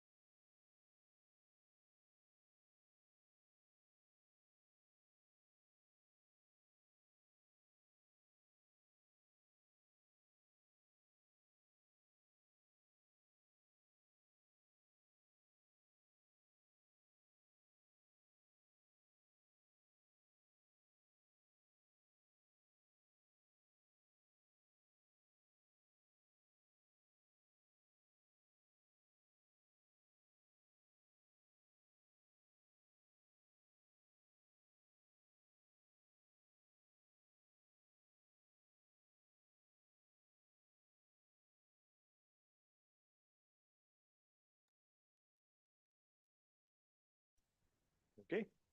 Yeah. Okay, I'd like to call to order this regular council meeting for March 11th. And the second item on the agenda is disclosure of pecuniary interest. Ask any member if you have one of those you'd like to declare. Seeing none, of course, you can do that anytime if you need to. In terms of additions, deletions, and amendments, we do, Councillor Helpin has introduced a motion to reconsider the item around the affordable housing policy. So that motion is in order and will be heard, will be considered under motions and notices of motion. Yeah, and the CAO has some information about that to pass out to you. All right. So that moves on to item number 4, which is adoption of minutes, 3 sets of minutes there to adopt. And I have a resolution that council adopt the minutes of the regular council meetings of February 20th and February 26th, 2024, and note and file the minutes of the committee of the whole meeting of February 26th, 2024 as presented. Is there a mover and seconder? Moved by Grace, seconded by the Vice Deputy Mayor. Any questions or comments, any of those minutes? Seeing none, all in favor? That is carried. So that moves us on to reports of the Committee of the Whole. And the first is Committee of the Whole report regarding safe to school, year-round ice, council telephone extensions and building activity. And there's a resolution. The council directs staff to implement changes outlined in the safe to school implementation report, and that council directs staff to bring forward supporting amendments to the traffic and parking bylaws as required. 2, the council support the 2024 schedule as outlined due to the existing commitments and construction schedule in place at the Plex and Coliseum, and that council directs staff to return with a report in Q2 of 2024 with a recommendation regarding the 3-year 12-month ICE pilot program beginning in 2025. And 3, the council approve assigning the town of Saugeen Shores telephone extensions to members. And 4, that the year-end building activity report 2023 be received for information. Is there a mover and seconder to the resolution? Davinsky and Helpin. Questions, comments? Seeing none, all in favor? That's carried. That moves us on to reports of municipal officers and committees. Can I have a drink of water before this one? And this is a Municipal Heritage Committee report regarding the Architectural Conservancy Ontario letter. And it is resolved. Whereas Section 2716 of the Ontario Heritage Act stipulates that any non-designated heritage property listed on the municipal register of properties as of December 31st, 2022 shall be removed from the municipal register or on or before January 1, 2025. If the council of the municipality does not give a notice of intention to designate the property under subsection 29(1) of the Ontario Heritage Act or on or before January 1, 2025. And whereas since January 1, 2023, municipal staff and members of this committee, that being the Heritage Committee, have been diligently working to review the municipal heritage register, research the heritage value and interests of listed non-designated properties, review and research the heritage value and interest of non-designated properties, contact owners of such properties, determine which properties should potentially be designated in accordance with the provisions of Section 29 of the Ontario Heritage Act, and take all required steps to designate such properties. And whereas the above noted work involving 113 listed properties in this municipality is extremely time consuming and cannot be completed by December 31st, 2024 with the limited municipal resources available. Now therefore be it resolved that I'm going to change. Be it resolved that council authorized the mayor to promptly send a letter to Doug Ford, Premier of Ontario, and Michael Ford, Minister of Citizenship and Multiculturalism, requesting that subsection 2716 of the Ontario Heritage Act be amended to extend the above noted deadline for 5 years from January 1, 2025 to January 1, 2030. Is there a mover and seconder? Moved by Councillor Grace, seconded by Councillor Helpin. Councillor Grace, that the amendment that I made there on the fly is an okay amendment from your perspective? Yes, Mr. Mayor, and there's actually another amendment. There's a there's a repetitive phrase in the second clause. Sitting on there. Research the heritage value and interest of listed non-designated properties is stated twice. Oh, yeah. Okay. Okay. Yeah, we'll strike one of those. All right. So with 2 amendments then to the, and those, we'll consider those friendly amendments to the resolution. Did you have any comments to this, Councillor Grace, Yes, Chair of the if I Heritage Committee? Make a few comments. Our Municipal Heritage Committee discussed this in our last meeting, and we're asking council, obviously, to endorse this motion. And I wanted to provide a little bit of background on why we feel that this is necessary. Our committee's experience is similar to those of municipalities across the province who are working diligently to preserve the information in existing heritage registers, and more importantly, to preserve the built heritage, which enriches the culture, character, and economy of Ontario communities. Once a building drops off the heritage register, the 60-day waiting period to execute a demolition permit is no longer in force, removing options to save a heritage property. Since July of 2023, this council has approved the designation of 2 properties, and several other designation applications are in the works. But the application process is time-consuming, and with 113 properties on our current register, only a fraction will be designated, newly designated by the January 1st, 2025 deadline. It's always been the tradition of Saugeen Shores to have the approval of the property owner before a property is listed on the register, and now provincial legislation requires this too. The register's 60-day waiting period provides time for an interested group or individual to arrange for the building to be moved and reused, including as additional housing, a situation which has occurred a number of times in our community. And from a purely economic perspective, the preservation of heritage buildings in Saugeen Shores and other small municipalities helps to preserve the traditional character and charm of our towns, attributes which attract tourists, homeowners, and businesses to invest in our economic future. Bill 23's title reads, More Homes Built Faster, Act 2022. That's the act that included these changes to the Heritage Act. If the justification for this legislation is to provide more homes to Ontarians, consider this. The number of homes on Saugeen Shores Heritage Registry now is the equivalent of 1/4% of the total inventory of homes in our municipality. Dissolving our municipal heritage register at the end of 2024 will not provide a significant increase in housing supply in our municipality. However, our town and its residents will lose a body of work created by heritage volunteers who over decades have spent hours researching in local archives and making this information available to our residents and visitors. Without this registry, which provides residents with the heritage background of these properties, the importance of heritage in our community will diminish. Thank you. Thank you. Further comments from members? I certainly support the resolution and will support the resolution. I just wanted maybe a question for clarification on this, though, to you, Councillor Grace, since you're probably the most knowledgeable in the room on it.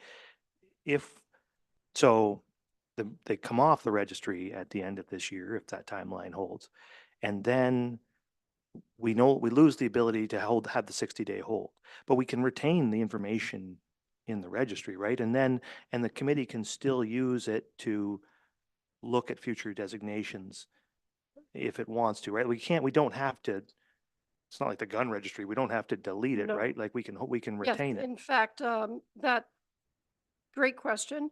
As soon as we formed as a committee, we decided that one of the things we were going to do was to create an alternative cultural and heritage inventory. So we are working on that, and that would include heritage listed properties that will fall off the registry for 5 years.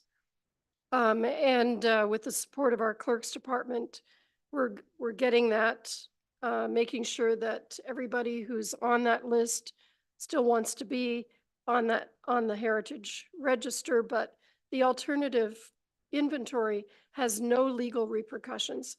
It's there really to celebrate our heritage and culture.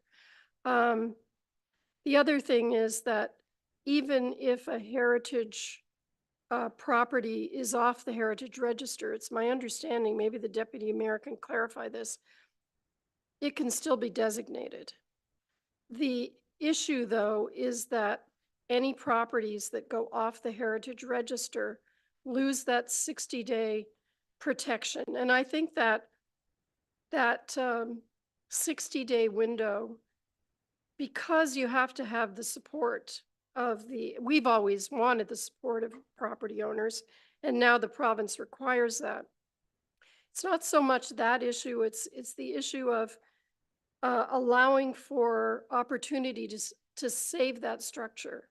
And I can think of several opportunities just in a partnership with Saugeen Ojibwe Nation where homeowners have taken, instead of destroying or demolishing their property, they have worked out an agreement to have those structures moved onto Saugeen territory and being used as affordable housing. So that's another piece that I really feel is important about maintaining that 60-day option. Thanks. Yeah, and I think that it's helpful information because that will help focus a letter on the core issue, which is the reason for wanting that 60-day hold.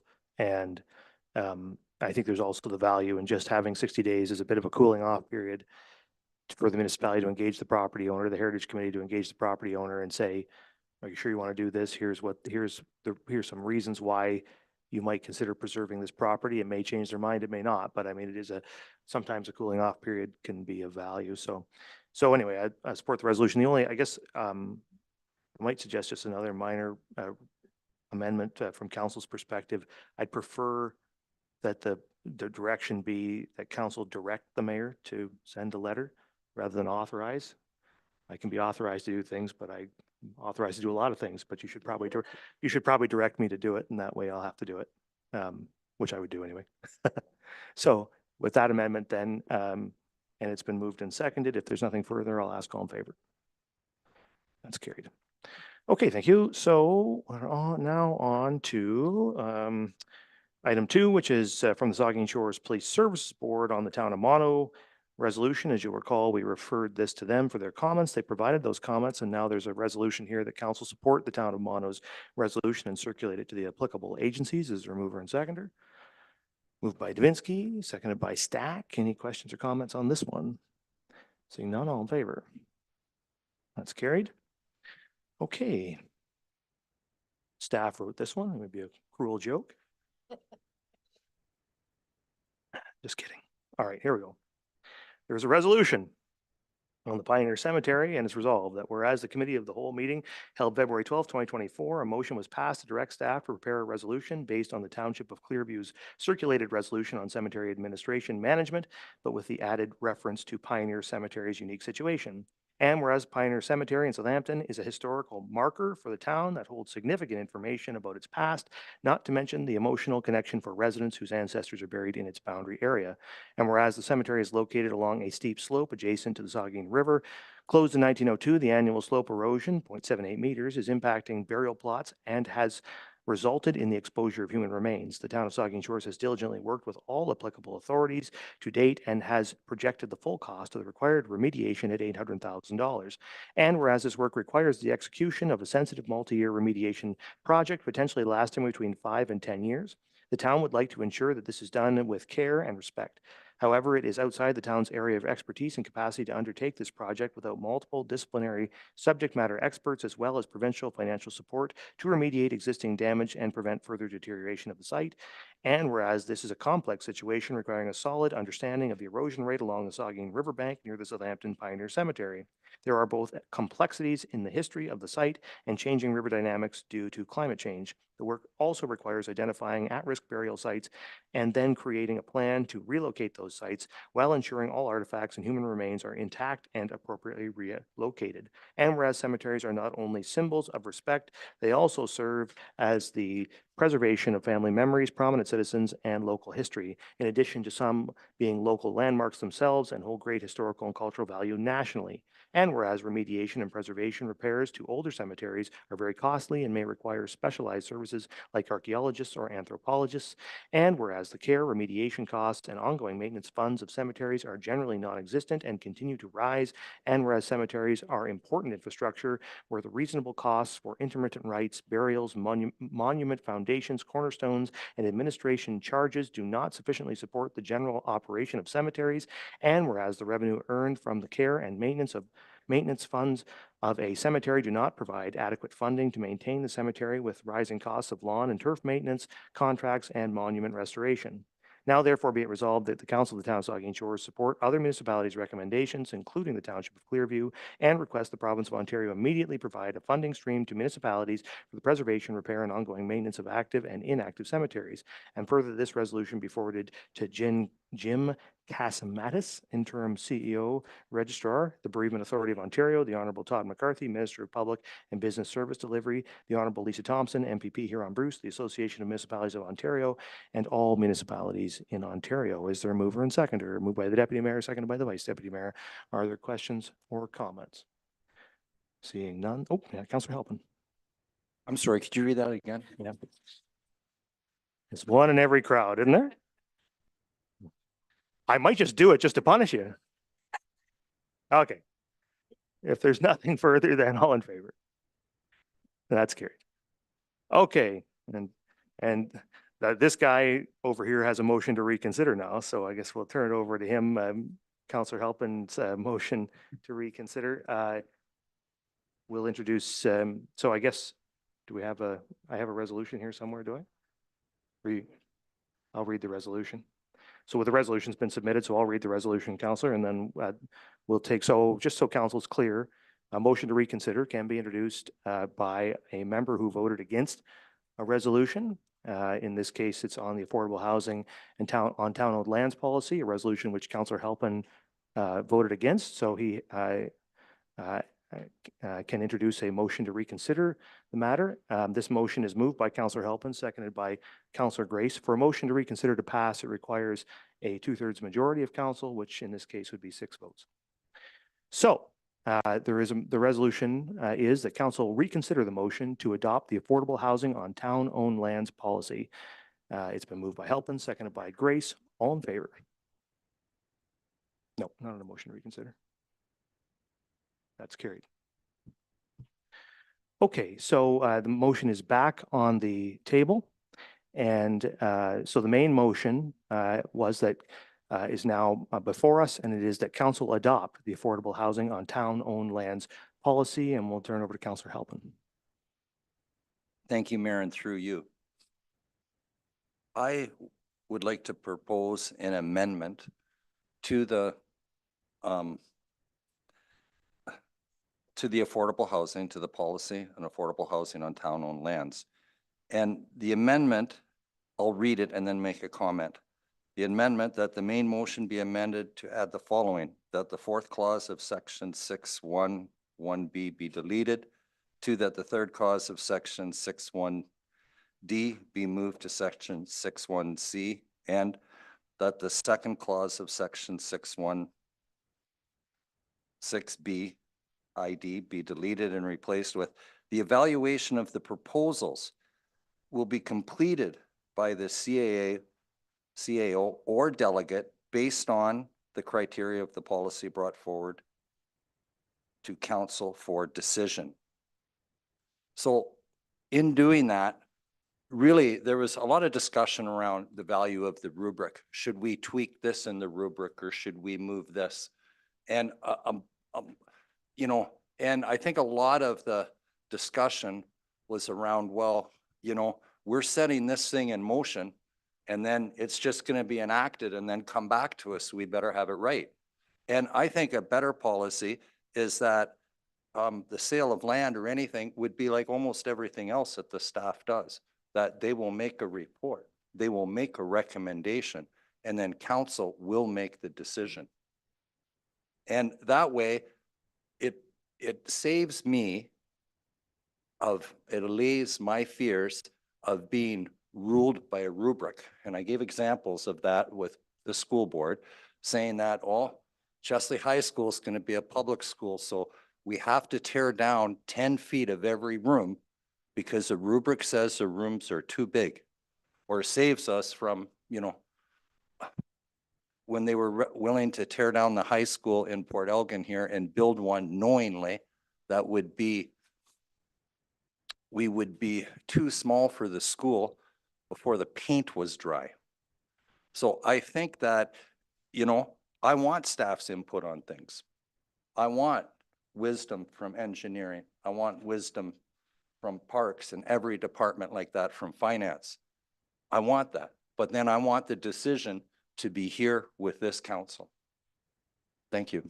So the main motion is moved as amended by Councillor Halpin. He's read the amendments. So is there a seconder for the resolution that the councillors made as amended? It's seconded by Councillor Mayette. So it is now on the floor, and you can see, do all members have this in front of them? You have this motion, do you? You have the policy. So I'm just going to reread the motion just so that you're very clear. So that the motion is that council adopt the affordable housing on town-owned lands policy with the following amendments. That the fourth clause of section 6BIB be deleted. That the third clause of section 6.1D be moved to section 6.1C. And that the second clause of section 6B 1D be deleted and replaced with, quote, the evaluation of the proposals will be completed by the CAO or delegate based on the criteria of the policy and brought forward to council for decision, end quote. And they'll put it up on the screen so you have a chance to see it, but the red line revisions are in front of you. You see the policy and the impact of the changes that are proposed. That is moved and seconded. Discussion, Councillor Mayette. Thank you, Mr. Mayor.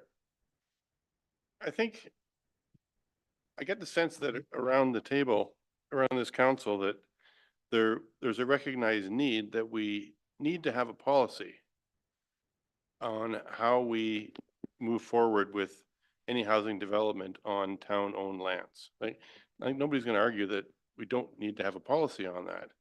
And by doing the exercise we went through over the past couple of planning meetings, where we took this policy, which was a brand new policy, and our very capable Jay Posner spent a lot of time and effort putting this together because it is sort of groundbreaking territory. And we went and said, oh, we think the weighting should be a little different here and a little different there. And we got caught up on the authority levels, and this corrects some of those authority level questions just by this amendment. But by voting it down based on, I didn't like what it said in this clause, or I didn't like the way the scoring was rated on that clause, we basically deep sixed it so we don't have a policy. And I think that was really wrong. And I don't think that was the intent of council to do that. I don't think it was to say, no, we don't need a policy on housing. It was, I'm not 100% satisfied with this policy. And this policy is it 100% perfect? I'm not sure that it is. Is it a good start? I think that it is a good start. And I think this sets the table. And I think I used that analogy in the original debate, is this sets the table for those people or those developers or those parties out there, organizations, Habitat or whatever, to at least get a starting point that they can come here and say, oh, Saugeen Shores has a policy for developing on town-owned lands. Let's see how that fits into our plans. Let's see how we can make that work. Because without that, they're starting from scratch and they don't have anything to work from. So I think council's intent is to have a policy, and I think this is a good policy. I'm very satisfied with the way this policy reads. I think to have a policy that answers every question in every possible scenario and covers every possible iteration of what might come forth, I think you can't have that. You wouldn't be able to do that. There's not enough paper to be able to do that. But this is a good start, and I would encourage those that voted against it last time to give it some serious reconsideration with this motion. And I thank Councillor Halpin for taking the initiative to bring it back. Thank you. Thank you. Further comments from members? Councillor Grace, and then the Deputy Mayor. Thank you, Mr. Mayor. I just wanted to, I actually have a question for the CAO about the matrix. Because if I'm remember correctly, at certain points, we are asked as a council to make a decision using a rubric of sorts if we are being asked to spend either a certain amount of money outside of the approved budget or like on a road construction project or something. And the staff report will come back with a rubric comparing various bids and even showing how those that bid was, those bidders were scored on various criteria. Is that the kind of report we would get for something, for one of these decisions? The CAO. Thank you. Through you, Mr. Mayor. Yes, that's exactly what would happen. I think the rubric or the matrix is sort of a guiding tool that we'll use to evaluate proposals, and we'll bring that evaluation back to council for your consideration. Further question? Oh, sorry, the deputy mayor. Thank you.